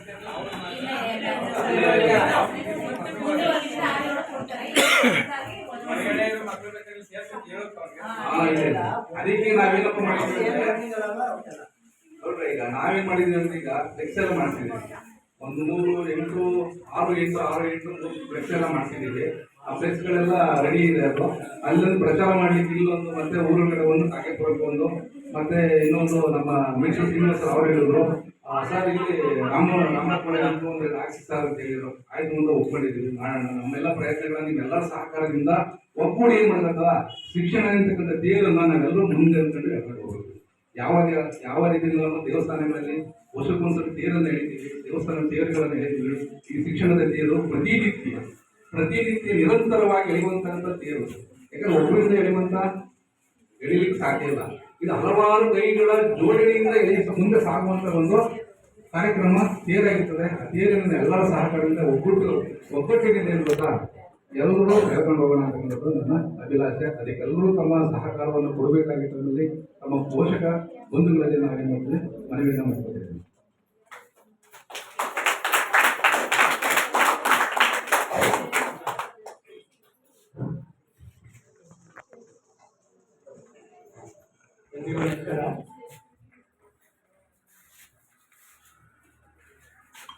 ಎಲ್ರಿಗೂ ನಮಸ್ಕಾರ. ಈ ಒಂದು ಕಾರ್ಯಕ್ರಮದ ಉದ್ದೇಶ ಪೋಷಕರ ಸಭೆ ಹಾಗೂ ಮಕ್ಕಳ ಸಭೆ. ಪೋಷಕರು ಒಬ್ಬರು ಮಾತಾಡ್ತಾರೆ, ಎಲ್ಲ ಬರೀ ಮನೆ ತೊಳೆಗಳು, ಕಸ ಹೊಡೆಯುತ್ತೆ, ಒಬ್ಬರು ಮಾತಾಡಿ ಇದು ನಿಲ್ಸೋದೆ. ಈಗ ಒಂದು ಸ್ಕೂಲ್ ಹೋಗಿದ್ದಾರೆ, ನನ್ನ ಮಕ್ಕಳು ಓದ್ತಾ ಇದ್ದಾರೆ ಸರ್, ಹೆಂಗ್ ಮಾತಾಡ್ತಾರೆ ಎಲ್ಲ ಮಾಡಿ ಹೇಳಿ ಕಳಿಸ್ತಾ ಇದ್ದಾರೆ. ಬಟ್ ನೀವು ಮನೆಗೆ ಬಂದಾಗ ಏನ್ ಮಾಡ್ತಾ ಇದ್ದೀರಿ? ನನ್ನ ಮಗ ಸ್ಕೂಲಿಗೆ ಬಂದಾಗಿತ್ತು, ಏನ್ ಮಾಡ್ತಾ ಇದ್ದೀರಿ, ಇವತ್ತು ಏನು ಹೋಮ್ವರ್ಕ್ ಕೊಟ್ಟಿದ್ದೀರಪ್ಪ, ಏನ್ ಮಾಡಲಪ್ಪ, ನನಗೆ ಏನಂತ ಯಾರು ವಿಚಾರಿಸ್ತಾ ಇದ್ದೀರಾ? ಈಗ ನೀವು ಟಿವಿ ಹಾಕಿದ್ರೆ ಬೆಳಗ್ಗೆ 6 ಗಂಟೆ ಸಾಯಂಕಾಲ 6 ಗಂಟೆಗೆ ಶುರುವಾಗ 14 ಗಂಟೆವರೆಗೂ ಬರ್ತದೆ. ಪವಿತ್ರ ಬಂದ ನೀವು ಹೊಸ ಶುರುವಾಗದೆ ಇಬ್ಬರು ಏನೋ ಸಾವುಕಾರಗಳು ಏನಾಗಲ್ಲ ಪಾವಗಳು ಕೊಟ್ಟಿದ್ದೀರ. ದಯವಿಟ್ಟು ಮಕ್ಕಳ ಕಡೆ ಗಮನ ಕೊಡಿ. ಈಗ ಮಕ್ಕಳುಗಳು ಏನ್ ಮಾಡ್ತಾರೆ, ಈ ಗುರುಗಳು ಮತ್ತೆ ಮುಪ್ಪು ಸೇರ್ಕೊಂಡ್ರೆ 6 ಜನ ಸೇರ್ಕೊಂಡ್ರೆ ಹುಡುಗರು ಗೊತ್ತಿದ್ದೇನೆ. ಅವ್ರು ಯಾರು ಮಾಡ್ತಾ ಇರ್ತಾರ, ಬರೀ ಹೆಣ್ಮಕ್ಳೇ ಮಾತಾಡ್ತಾರೆ. ಈಗ ನೀವು ಕೇಳಿದ್ರಿ ನಾನು ಡಾಕ್ಟರ್ ಆಗಬೇಕು, ಇಂಜಿನಿಯರ್ ಆಗಬೇಕು, ಪೊಲೀಸ್ ಆಗಬೇಕು ಅಂತ. ನೀನೇ ಡಾಕ್ಟ್ರು, ಇಂಜಿನಿಯರ್, ಪೊಲೀಸ್ ಆಗೋರಿಗೆ ಶ್ರಮ ಪಡ್ತಾರೆ ಯಾರು? ನೀವು ಶಿಕ್ಷಕರು. ನಾನು ಒಬ್ಬನಾರು ವೇಸ್ಟ್ ಆಗ್ತೀನಿ ಅಂತ ಯಾರು ಹೇಳಿದ್ರು ನೀವು? ಇದೆಲ್ಲ ಮಾಡ್ಕೊಡ್ತಾರೆ ಯಾರು? ಇವತ್ತು ನಾನಿರುವುದು ನಿಮ್ಮ ಮುಂದೆ ಮಾತಾಡ್ತಾ ಇದ್ದೀನಿ. ಆ ಗುರುಗಳೇ ನಮ್ಮ ಕಾರಣ. ಹೊಡೆದು ಮಾಡೋದಕ್ಕೆ ಇವತ್ತು ನಾವಿವತ್ತು ಉನ್ನತವಾದ ಅಧಿಕಾರದಲ್ಲಿದ್ದು ನಿಮ್ಮ ಮುಂದೆ ನಾವು ಮಾತನಾಡಲು ಅವಕಾಶ ಮಾಡಿಕೊಡುತ್ತಾರೆ ಯಾರು? ಶಿಕ್ಷಕರು. ಅದರಲ್ಲಿ ಯಾರಾದ್ರೂ ಒಬ್ಬರಾದ್ರೂ ಸರ್ ನಾನು ವೇಸ್ಟ್ ಆಗ್ತೀನಿ ಸರ್ ಅಂತ ಯಾರು ಹೇಳಿ ಅವ್ರು ಬೇಜಾರಾಗಲ್ವಾ? ಬನ್ನಿ ಬೆಳಗ್ಗೆ ನಾನು ಯಾರು ಒಬ್ಬರೇ ಹೇಳಿದ್ರಲ್ಲ ಅಂತ ಹೇಳ್ತಾರೆ ಅಲ್ವಾ? ನಾನು ಇಂಗ್ಲಿಷ್ ಮೀಡಿಯಂ ಓದಿದ್ದು, ಬಟ್ ನಾನು ಕನ್ನಡ ಮೀಡಿಯಂ ಓದಿ ಮೆರಿಟ್ ಮೇಲೆ ತಗೊಂಡು ಈ ಕೆಲಸ ಇವತ್ತು ನಾನು ಇವತ್ತು 30 ಹುದ್ದೆ ಇದ್ದೀನಿ, ನಾನು 3 ವರ್ಷ ಇರ್ತೀನಿ, ಹೋಗ್ತೀನಿ. ಹಂಗಲ್ಲ, ಯಾರಾದ್ರೂ ಅಷ್ಟೇ ಗುರುಗಳೇ. ಎಲ್ಲೆಲ್ಲೋ ಇರ್ತೀನಿ, ಎಲ್ಲೋ ಹೋಯ್ತಾ ಇರ್ತೀವಿ, ಅರ್ಥ ಬಂದಿರ್ತಾರೆ, ಕೂಡಿಸ್ತೇವೆ. ಹಿಂಗೆಲ್ಲ ನೋಡಿ ಹಿಂಗೆ ತೋರಿಸ್ಕೊಂಡು ಈ ಥರ ಮಾತಾಡ್ತೇನೆ, ನಿಮ್ಗೆ ಇದರಲ್ಲಿ ವಿಷಯದಲ್ಲಿ ಚೆನ್ನಾಗಿದೆ, ಇದ್ರಲ್ಲಿ ಮುಂದುವರಿ ಅಂತೆಲ್ಲ ಮಾರ್ಗದರ್ಶನ ಕೊಡುವಂಥದ್ದೇ ಶಿಕ್ಷಕರು. ಯಾಕಂದ್ರೆ ನನ್ನ ಮನೆಯಲ್ಲಿ 6 ಜನ, ನಾವು 4 ಜನ ಮಾಸ್ಟರ್ಗಳೇ. ನಾನು ಒಬ್ಬನೇ ಸಿಗ್ನೇಚರ್ ಡಿಪಾರ್ಟ್ಮೆಂಟ್ ಇರೋದು. 3 ಜನ ಆಗ್ತೀವಿ ಟೀಚರು, ಬಣ್ಣ ಟೀಚರೇ. ಈಗ 2 ಆಗ್ತಿರೋ ರಿಟೈರ್ಡ್ ಆಗೋರು, ನಮ್ಮ ಅಣ್ಣ ರಿಟೈರ್ಡ್ ಆಗ್ತೀನಿ, ಒಬ್ಳಕ್ಕ ನಮ್ಮದು 4 ತಿಂಗಳು ಅವ್ರು ರಿಟೈರ್ಡ್ ಆಗ್ತಾರೆ. ಯಾಕೆ ಟೀಚರ್ ಇರೋದೇ ಬಂದಿರೋದು ನಾವು ಹೇಳ್ತಾ ಇರೋದು. ಹೇಳಿ ಸಂತೋಷ. ಡಾಕ್ಟರ್ ಆಗಿ, ಇಂಜಿನಿಯರ್ ಆಗಿ, ಪೊಲೀಸ್ ಆಗಿ, ಏನೇ ಆಗಿ ಒಬ್ಬರಾದ್ರೂ ಮೇಸ್ಟ್ ಆಗಿ ಅಂತ ಹೇಳ್ತಿಲ್ವಲ್ಲ, ನಾನು ಅನ್ಸುತ್ತೇನೆ. ಯಾಕೆಂದ್ರೆ ಕಲ್ಸ್ಕೊಳ್ಳೋದೇ ಅವರಲ್ವ ಗುರುಗಳು. ಈಗ ಎಲ್ಲೆಲ್ಲೋ ಇರ್ತೀರಿ, ಎಲ್ಲ ಕಲ್ಲನ್ನ ಶಿಲೆ ಮಾಡಿದ್ರೆ ಆ ಶಿಕ್ಷಕರು ಅವ್ರು ನಾವು ಬೆಲೆ ಕೊಡೋದು. ಇರಲಿ, ಗೊತ್ತಾಗಲ್ಲಪ್ಪ ಮಕ್ಕಳುಗಳು, ಈ ತಿರುಗದಲ್ಲಿ ನಿಮಿಷ ಹೇಳಿ. ಆದ್ರೂ ಪೋಷಕರು ಯಾರು ಒಬ್ಬರು ಮಾತಾಡಿದ್ರು. ಈಗ ನಾನೊಬ್ಬ ನೋಡಲ್ಲ ಅಂತಾರೆ ಕುತ್ಕೊಂಡಾಗ ಏನ್ ಮಾಡ್ದಪ್ಪ ಹೋಗ್ಬಿಟ್ಟು ಏನ್ ಕೇಳಿದೆ ಏನಂತ ಕೇಳಿದಾಗ ಒಬ್ಬ ಪೋಷಕರು ಎತ್ತಿಕೊಂಡು ಸರ್ ನಿಮ್ಮ ಶಾಲೆ ಈ ಥರ ತಪ್ಪಿದೆ, ಇದು ಸರಿಪಡಿಸ್ತೀವಿ ಅಂತ ಯಾರು ಇನ್ನೊಂದು ತಿಳ್ಕೊಬೇಡಿ. ಈಗ ಅವ್ರು ತಪ್ಪು ಮಾಡಿದ್ರೆ ತಿಳ್ಕೋತಾರೆ ಮಾಸ್ಟರ್ಗಳು. ಏನು ಅವ್ರು ಇಲ್ಲದೆ ಅದಕ್ಕೆ ಸಭೆ ಮಾಡಿಸ್ತಾರೆ, ಪೋಷಕರ ಸಭೆ ಮತ್ತು ಮಕ್ಕಳ ಸಭೆ ಅಂತ ಮಾಡ್ತಾರೆ ಆ ಉದ್ದೇಶಕ್ಕೋಸ್ಕರ. ಈಗ ನಿಮ್ಗೆ ಯಾವ್ದಾರ ಒಂದು ನ್ಯೂನ್ಯತೆ ಕಂಡು ಬಂದ್ರೆ ಸರ್ ನೀವು ಈ ಥರ ಅಡುಗೆ ಸ್ವಲ್ಪ ಸರಿ ಇಲ್ಲ ಅಂತ ಸರಿಪಡಿಸ್ತೀರಿ ನಾನು ಹೇಳ್ತಾರೆ. ಇಲ್ಲ ಅಂತ ಅಂತಲ್ಲ, ಅದನ್ನು ಮಾಡಲೇಬೇಕು ಅಂತಲ್ಲ, ಇದ್ದಾನೆ ನೀವು ಹೇಳೋದು. ಸ್ವಚ್ಛತೆ ಬಗ್ಗೆ ಸ್ವಚ್ಛತೆ ಚೆನ್ನಾಗಿದೆ ಸರ್, ಶೌಚಾಲಯ ಚೆನ್ನಾಗಿದೆ, ನೀರಿನ ವ್ಯವಸ್ಥೆ ಚೆನ್ನಾಗಿದೆ, ಊಟದ ವ್ಯವಸ್ಥೆ ಚೆನ್ನಾಗಿ ಕೊಡ್ತಾರೆ. ಅದ್ರಲ್ಲಿ ಯಾವ್ದಾದ್ರು ಒಂದು ಇದ್ದೇ ಇರ್ತದೆ. ಎಲ್ಲ ಚೆನ್ನಾಗಿರೋಕ್ಕಾಗಲ್ಲ, 100ಕ್ಕೆ 100 ಭಾಗ ಎಲ್ಲೂ ಚೆನ್ನಾಗಿರಲ್ಲ. ನಾವೇ ಚೆನ್ನಾಗಿರಲ್ಲ ಅಂದಮೇಲೆ ಎಲ್ಲಿರ್ತಾರೆ ಸಮಾಜದಲ್ಲಿ? ಅದನ್ನೇನು ಇದ್ರೆ ಅದನ್ನ ಅವ್ರಿಗೆ ಹೀಯಾಳಿಸುತ್ತಾರಲ್ಲ, ಏನೋ ಒಂದು ಸರಿಪಡಿಸ್ಕೋಬೋದು ನೋಡಿ ಸರ್ ಅಂತ ಅವರು ರಿಕ್ವೆಸ್ಟ್ ಕೇಳ್ಕೋಬೇಕಷ್ಟೇ. ಅದನ್ನ ಹೇಳ್ತಾರೆ. ಆರ್ಡರ್ ಮಾಡೋಕಾರನು ಮಾಡಬಾರ್ದು. ಯಾಕೆಂದ್ರೆ ಅವ್ರು ಇಷ್ಟೊಂದು ಕಷ್ಟಪಡ್ತಾರೆ. ಯಾಕೆಂದ್ರೆ ಶಾಲೆಗಳಂತ ಅನುದಾನ ಮೂರು ಕಡಿಮೆ ಆಗ್ತದೆ, ಏನೋ ಬಂದಾಗ ಸದ್ದುಕೊಂಡು ಹೋಗ್ತಾರೆ. ಈಗ ಮೇಡಮ್ಗಳು ಆರೋಗ್ಯ ಮುಟ್ಟಾಗಿ ಅದನ್ನು ಕಲಿಸ್ಬಿಡ್ತಾರೆ ಅಂತ ಹೇಳಿದ್ರು. ಅದನ್ನು ತೋರಿಸ್ಕೋಬೇಕಾಗುತ್ತೆ. ಆ ದೃಷ್ಟಿ ದಯವಿಟ್ಟು ಪೋಷಕರು ಅಷ್ಟೇ ನೀವು ಅವ್ರಿಗೆ ಯಾವಾಗ ನೀವು ಕೋಆಪರೇಟ್ ಮಾಡ್ತೀರಾ, ಆಗ ಒಂದು ಶಾಲೆ ಉತ್ತಮವಾದ ರೀತಿಯಲ್ಲಿ ನಡ್ಕೊಂಡು ಹೋಗಲಿಕ್ಕೆ ಅನುಕೂಲ ಆಗ್ತದೆ ಅಂತ ಹೇಳ್ತಾ ನನ್ನ ಒಂದು ಅಧ್ಯಕ್ಷನ ಭಾಷೆಯನ್ನು ಮಾಡಲು ಅವಕಾಶ ಮಾಡಿಕೊಟ್ಟಂತ ಪೋಷಕರಿಗೂ, ಶಿಕ್ಷಕರು, ವಿದ್ಯಾರ್ಥಿಗಳು ಹಾಗೂ ಸಾರ್ವಜನಿಕರು ವಂದಿಸಿ ನನ್ನ ಮಾತುಗಳನ್ನು ಮುಗಿಸ್ತೇನೆ.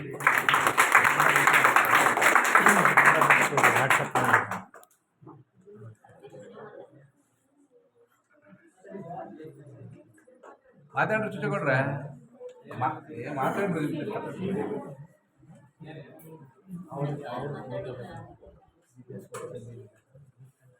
ಮಾತಾಡುವಾ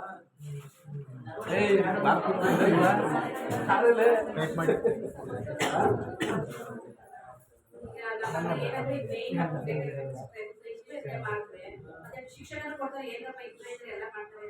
ಶಿಕ್ಷಕರನ್ನ ಕೊಡ್ತಾರೆ. ಮತ್ತೆ ನಾವು ಪ್ರೈವೇಟ್ ಅಲ್ಲಿ ಲಕ್ಷ ಹೋಗಿ ಸುರಿತೀವಿ. ಮತ್ತೆ ತುಂಬಾ ಕಂಡೀಷನ್ ಆಗ್ತಾರೆ, ಫೀಸ್ ಕಟ್ಟಲೇಬೇಕು ಅಂತ.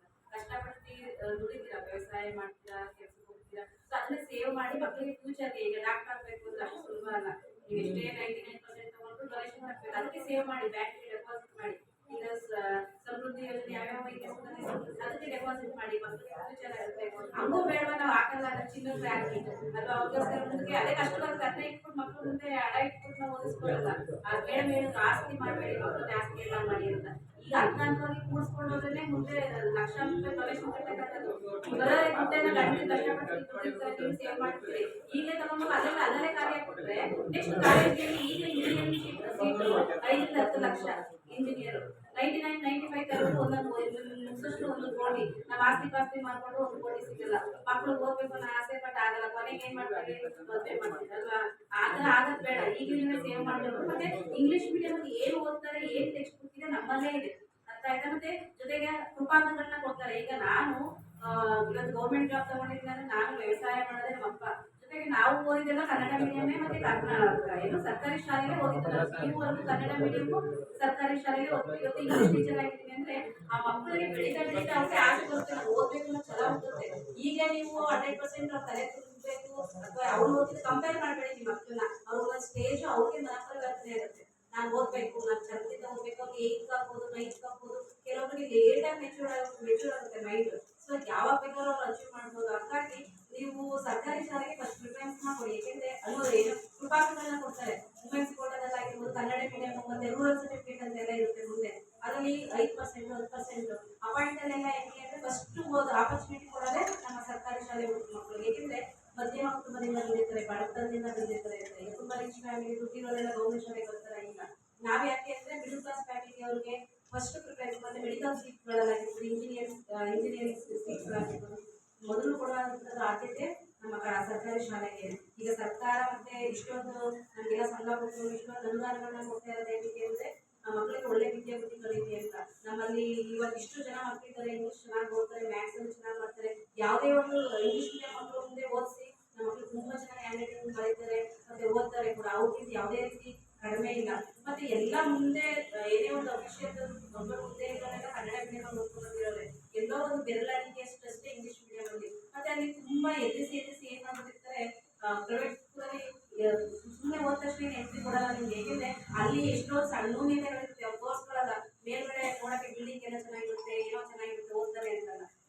ಇಲ್ಲಿ ಹೆಂಗೆ ಅಂದ್ರೆ ಸರ್ಕಾರಿ ಶಾಲೆ ನಮ್ಮ ಏನೋ ಬಡವ ಶಾಲೆ ತರ ನಮ್ಮಲ್ಲಿ ಉತ್ತಮದ ಶಿಕ್ಷಣ ಇರುತ್ತೆ, ಎಲ್ಲಾ ಫೆಸಿಲಿಟೀಸ್ ಇರುತ್ತೆ. ಬಟ್ ಏನಂದ್ರೆ ಮೇಲ್ ನೋಡೋದಕ್ಕೆ ನಮ್ಮಲ್ಲಿ ಆಮೇಲೆ ನಿಮ್ಮಲ್ಲೂ ಕೆಲವೊಂದು ನ್ಯೂನತೆಗಳಿದೆ. ಪೇರೆಂಟ್ಸ್ ಈಗ ಟಿಪ್ ಟಾಪ್ ಆಗಿ ವ್ಯಾನ್ ಹೋಗ್ತಾನೆ, ಚೆನ್ನಾಗಿ ರೆಡಿ ಮಾಡಿ ಕಳಿಸ್ತಾರೆ. ನಮ್ಮ ಮಕ್ಳು ಯಾಕೆ ಅಂತ ನಾನು ಡೈಲಿ ಹೊಡಿತೀನಿ ಮತ್ತೆ ಬೈಲು ಕೂಡ ಹಾಕ್ತೀವಿ. ಶೂಸ್ ಇದ್ರೆ ಸಾಕ್ಸ್ ಸರಿ ಇಲ್ಲ, ಒಂದು ಜೊತೆ ಶೂ ಕೊಡ್ತೀವಿ ಅದಕ್ಕೆ ಸ್ಟಿಕ್ಕರ್ ಹಾಕ್ಬಿಡ್ತೀರಾ. ಯಾಕೆ 250 ರೂಪಾಯಿ ಒಂದು ಶೂ. ಫೋನ್ ಮಾಡ್ತಾರೆ, ಮೇಡಮ್ ಈ ವರ್ಷ ನೆಕ್ಸ್ಟ್ ಕೊಡೋದಕ್ಕೆ ನಾವು ತಗೊಳಲ್ಲ ಅಂತ. ಈಗ ನಾವು ಎಲ್ಲ ಅವ್ರು ಕೇಳಿದ್ರೆ ಬೇಜಾರಾಗುತ್ತೆ. ನೆಕ್ಸ್ಟ್ ವರ್ಷ ಇನ್ನು 2 months ಇರುತ್ತೆ ಅಲ್ವಾ. ಮತ್ತೆ ಯೂನಿಫಾರ್ಮ್ ಒಂದೇ ಕ್ಲಾಸಲ್ಲಿ ಯೂನಿಫಾರ್ಮ್ ಹೊಲಿಸಿರ್ತಾನೆ. ನಾನು ಈಗ 6 ವರ್ಷ ಆಯ್ತು ಅದೇ ಯೂನಿಫಾರ್ಮ್ ಇವತ್ತು ಆಗ್ತಾ ಇದ್ದೇನೆ. ಈ ಕಾಳನ್ನ ನಮಗೆ ಎಷ್ಟೋ ಜನ ಆಲ್ರೆಡಿ ಶಾಪಿಂಗ್ ಮಾಡ್ಕೊಂಡು ಬಂದಿದ್ದೀರಾ ಹೊಸ ಬಟ್ಟೆಗಳು. ಅಂತದ್ರಲ್ಲಿ ಮಗು ದಿನ ಹಾಕುವಂಥದ್ದು ಎಲ್ಲ ಅರ್ಧವಾಗಿ ಉಜ್ಜಿ ಬಸ್ತಾಗಿರುತ್ತೆ. ನಿಜವಾಗ್ಲೂ ಎಷ್ಟು ನಮ್ಗೆ. ಆಮೇಲೆ ಚಡ್ಡಿಗಳು ಮಕ್ಕಳು 1ನೇ ಕ್ಲಾಸಲ್ಲಿ ಇದ್ದಷ್ಟೇ ಸ್ಟ್ರೆಂತ್ ಇರ್ತಾರ. ಅಲ್ಲಿ ಬಂದು ಕೂತ್ಕೊಂಡಾಗ ನಮ್ಗೆ ಯಾಕಂದ್ರೆ ನಮಗೂ ಮಕ್ಕಳಿದ್ದಾರೆ, ನಾವು ನೋಡ್ತಾ ಇರ್ತೀವಿ. ಆ ಫೀಲ್ ಬರುತ್ತೆ ನಮ್ಗೆ. ಯಾಕಪ್ಪ 1000 ಕೊಟ್ಟು ಫ್ರಾಕ್ ತಗೊಡ್ತೀರಾ, ಮನೇಲೆ ಯಾವತ್ತೋ ಒಂದಿನ ಹಾಕ್ತೀರಾ. ದಿನ ಹಾಕೊಳ್ಳೋ ಯೂನಿಫಾರ್ಮ್ನ ಮತ್ತೆ 2 ಜೊತೆ ಕೊಡ್ತೀವಿ ವರ್ಷಕ್ಕೆ. ಯಾರು ಕೂಡ ಹೊಲ್ಸಲ್ಲ. ಆಮೇಲೆ ಹೇಳಿದ್ರೆ ಅವ್ರಿಗೆ ಸಂಘ ತಗೋತಾರೆ, ನೀವು ಮೇಡಮ್ ಹೊಲ್ಸ್ಕೊಡಕ್ಕೆ ಹೇಳಿ. ಈಗ ಈ ತರ ಮಾಡ್ಕೊಳ್ಳೋದಿದೆ. ಮತ್ತೆ ನಾವು ಈ ಸಲ ಟ್ರ್ಯಾಕ್ ಶೂಟ್ ಕೊಡ್ಸಿದೀವಿ 30,000 ರೂಪಾಯಿಗೆ. ಅನುದಾನದ ದಾನಿಗಳು ಇರ್ತೀವಿ, ಐಡೆಂಟಿ ಕಾರ್ಡ್ ಕೊಡ್ಸಿದೀವಿ, ನೆಕ್ಸ್ಟ್ ಟೈ ಬೆಲ್ಟ್ ಕೊಡ್ಸಿದೀವಿ, ಎಲ್ಲ ಕೊಡ್ಸಿರ್ತೀವಿ. ಶೂ ಒಂದು ಸ್ವಲ್ಪ ತೂತಾದ್ರೆ ನೆಕ್ಸ್ಟ್ ತಗೊಳ್ಳೋವಂಥದ್ದಿಲ್ಲ. ಯಾಕೆಂದ್ರೆ ಪೂರ್ತಿ ಮಕ್ಕಳು ನಾವು ಇದಕ್ಕೆ ಕಳಿಸ್ಬಿಟ್ಟಿದೀವಿ, ನಮ್ಮ ಜವಾಬ್ದಾರಿನೇ ಮುಗ್ದೋಯ್ತು ಅಂತ ಅನ್ಕೋತೀರ. ದಯವಿಟ್ಟು ಹಂಗೆ ಮಾಡಬೇಡಿ. ಯಾಕೆಂದ್ರೆ ಮಕ್ಕಳು ಖುಷಿ, ಅವ್ರಿಗೆ ಎಲ್ಲ ಇತ್ತು ಅಂದ್ರೆ ಅವ್ರಿಗೆ ಎಷ್ಟು ಖುಷಿ ಆಗುತ್ತೆ ಅಂದ್ರೆ ತುಂಬಾ ಖುಷಿ ಆಗುತ್ತೆ. ಯಾಕೆಂದ್ರೆ ಇವಾಗ ನಮ್ಗೇನೆ ಒಂದೇ ಒಂದು ಸೀರೆ ತಗೊಬಿಡಿ, ಅವ್ರಿಗೆ ಒಂಥರ ಸಡಗರ, ನಮ್ಗೆ ಹೊಸ ಸೀರೆ ಹಾಕೊಂಡಿದ್ವಿ ಅನ್ನೋ ಫೀಲು. ಆ ತರ ಮಕ್ಕಳಿಗೂ ಕೂಡ ಅಷ್ಟೇನೆ. ಯಾವ್ದು ಕೊರತೆ ಮಾಡಬೇಡಿ. ನಾವೆಲ್ಲ ಅವಾಗ 1 ಪೆನ್ಸಿಲ್ 2-3 ನನ್ನ ತಮ್ಮಗೂ ನನಗೂ ಕೊಡ್ತಾ ಇದ್ದೆ. ಈಗ ಆ ಪರಿಸ್ಥಿತಿ ಇಲ್ಲ. ಯಾಕೆಂದ್ರೆ ಆಗ ದುಡಿಮೆ ಕಷ್ಟ ಇತ್ತು ಅಲ್ವಾ. ಯಾವುದೇ ರೀತಿ ಹೈಟೆಕ್ ಆಗಿದೆ, ಜಾಮೆಟ್ರಿ ಓಡೋದು ನಮ್ಗೆ ಕೇಳ್ತಾರೆ, ಪೆನ್ ಕೊಡ್ರ ತಗೊಂಡ ಮಡಿ ಕಡೆ ಕೇಳ್ತಾರೆ ನಮ್ಗೆ. ಅಂದ್ರೆ ಆ ಮಟ್ಟಕ್ಕೆ ಇವಾಗ ದುಡಿಮೆ ಇದೆ. ಯಾರು ಏನು ಕೊರತೆ ಮಾಡಿಲ್ಲ ನೀವು ಪೇರೆಂಟ್ಸ್. ಹಾಗಾಗಿ ಹಂಗಿದ್ದಾಗ ಆಮೇಲೆ ಎಲ್ಲರ ಟ್ರಿಪ್ಗೆ ನಾವೇ ತಂದಿರಲ್ಲ 500 ರೂಪಾಯಿ 1000 ರೂಪಾಯಿ ತಂದಿರ್ತಾರೆ ಅವರು. ಎಲ್ಲರಿಗೂ ಖರ್ಚು ಮಾಡ್ತೀರಾ. ಸೊ ಔಟ್ಲುಕ್ಗೆ ನಮ್ಗೆ ಮೇನ್ ಪ್ರಿಫರೆನ್ಸ್ ನ ಕೊಡಿ. ಮಕ್ಕಳಿಗೆ ಸಾಕ್ಸು ಇವಾಗ ಸರ್ಕಾರದಿಂದ ಕೊಡುವಂಥವು 1 ವರ್ಷ ಪೂರ್ತಿ ಆಗ್ತೀರಾ ನೋಡಿ. ನನಗೆ ಆಶ್ಚರ್ಯ. ವೈಟ್ ಶೂ ವಾಶೇ ಮಾಡಿರಲ್ಲ, ಅಟ್ಲೀಸ್ಟ್ ತಿಂಗಳು 15 ದಿನಕ್ಕೆ ಒಂದ್ಸಲ ವಾಶ್ ಮಾಡಿ. ಯಾವುದೇ ರೀತಿ ಪ್ರೈವೇಟ್ ಶಾಲೆ ಮಕ್ಕಳಿಗೆ ಕಮ್ಮಿ ಇಲ್ಲ ನಮ್ಮ ಮಕ್ಕಳು ಅಲ್ವಾ.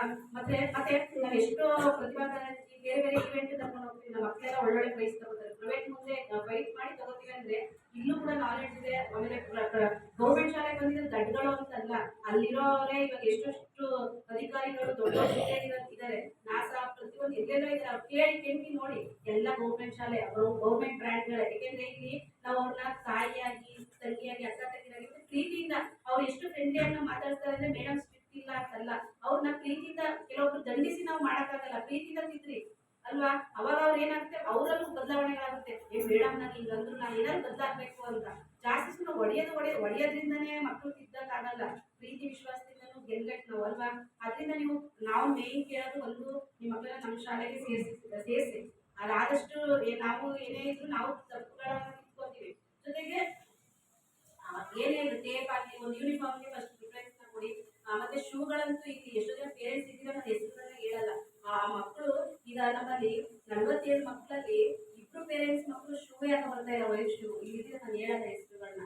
ಅವಾಗ ಏನ್ ಅನ್ಸುತ್ತೆ ಮಗುನಲ್ಲಿ ಎಲ್ಲಾರು ಹಾಕೊಂಡ್ ಬರ್ತಾ ಇದ್ದಾರೆ ನಾನು ಆಗ್ತಾ ಇಲ್ಲ ಅಂದಾಗ ಮಗುನಿಗೆ ಹೇಳ್ಕೊಳ್ಳಲ್ಲ ಹುಡುಗ ಅಥವಾ ಹುಡುಗಿ ಹೇಳ್ಕೊಳ್ಳಲ್ಲ, ಆ ಫೀಲ್ ಬರುತ್ತೆ. ಸೊ ಅದ್ರ ಮಾಡ್ಬೇಡಿ.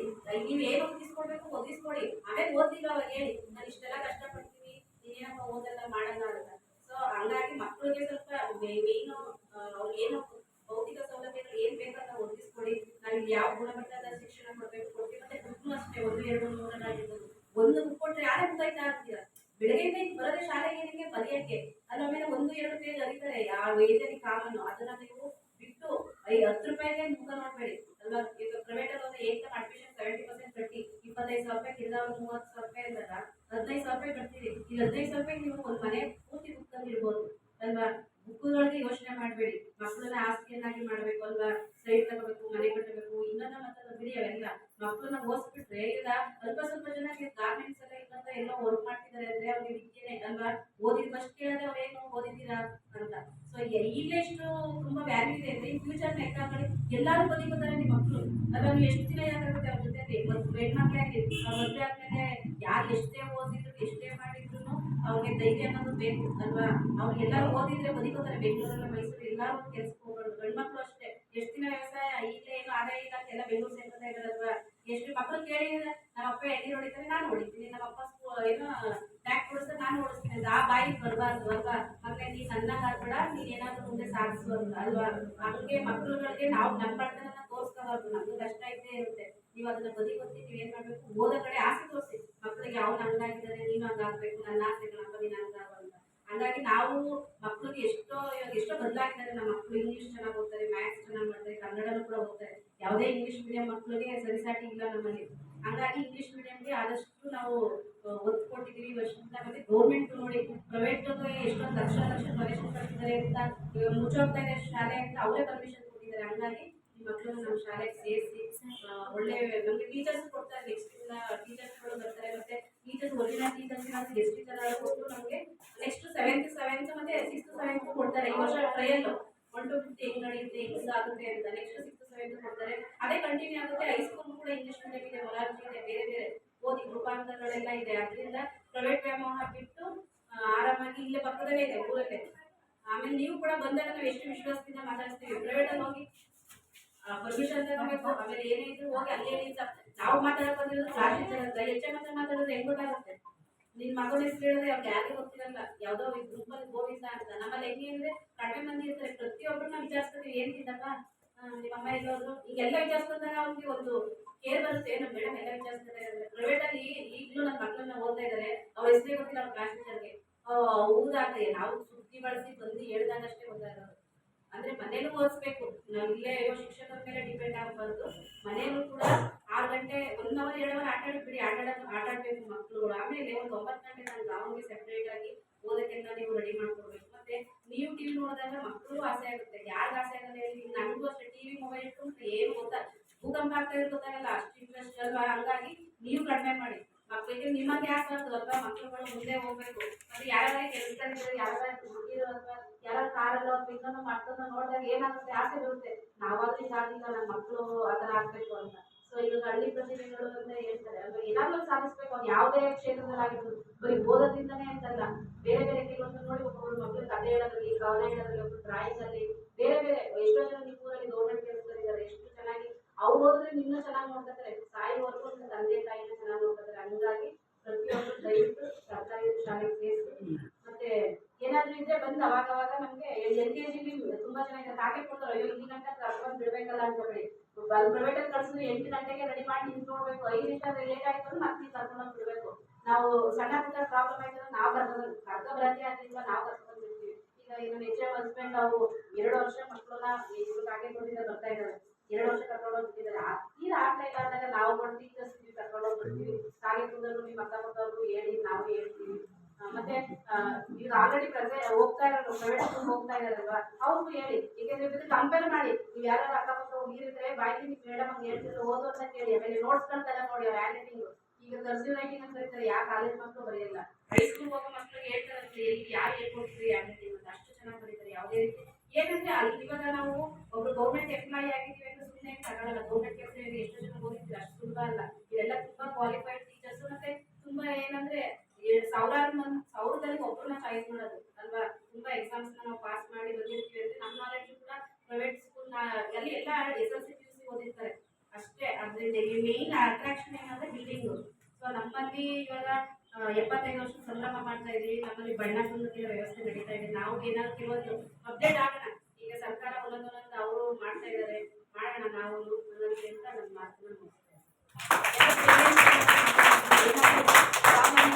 ಮಾಡ್ಕೋತೀವಿ, ತಿಳ್ಕೊತೀವಿ. ಏನಾದ್ರು ಯಾರಾದ್ರೂ ಮಾತಾಡೋದಿವೆ ವಿದ್ಯಾ ವಂದನಾರ್ಪಣೆ ಮಾಡಿ. ವಂದನಾರ್ಪಣೆ ಮಾಡಿ.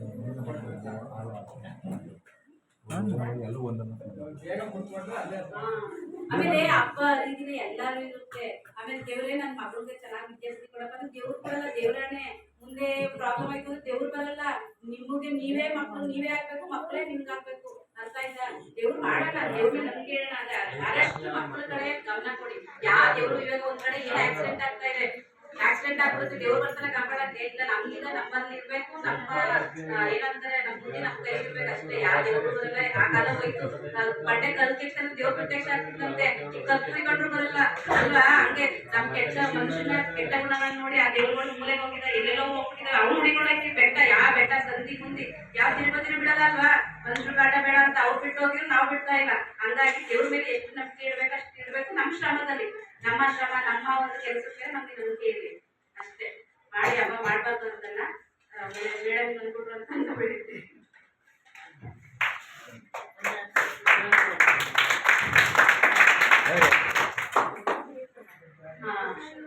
ಇಷ್ಟು ಗಂಟೆಗಳ ಕಾಲ ಈ ಒಂದು ನಮ್ಮ 3 ವರ್ಷದ ಒಂದು ಆಡಿಟ್ ಬಗ್ಗೆ ಒಂದು ಲೆಕ್ಕ ಪರಿಶೋಧನಾ ಒಂದು ತಂಡ ಬಂದು ನಮಗೆ 3-4 ದಿನ ಮತ್ತೆ 3-4 ದಿನ ತುಂಬಾ ಸಾವಧಾನವಾಗಿ ನಮ್ಮ ಕೆಲವೊಂದು ಲೋಪದೋಷಗಳ ನಡುವೆ ಕೂಡ ನಮಗೆ ತುಂಬಾ ಚೆನ್ನಾಗಿ ಎಲ್ಲ ಪಾಸಿಟಿವ್ ಆಗಿ ಹೇಳಿರ್ತಾರೆ.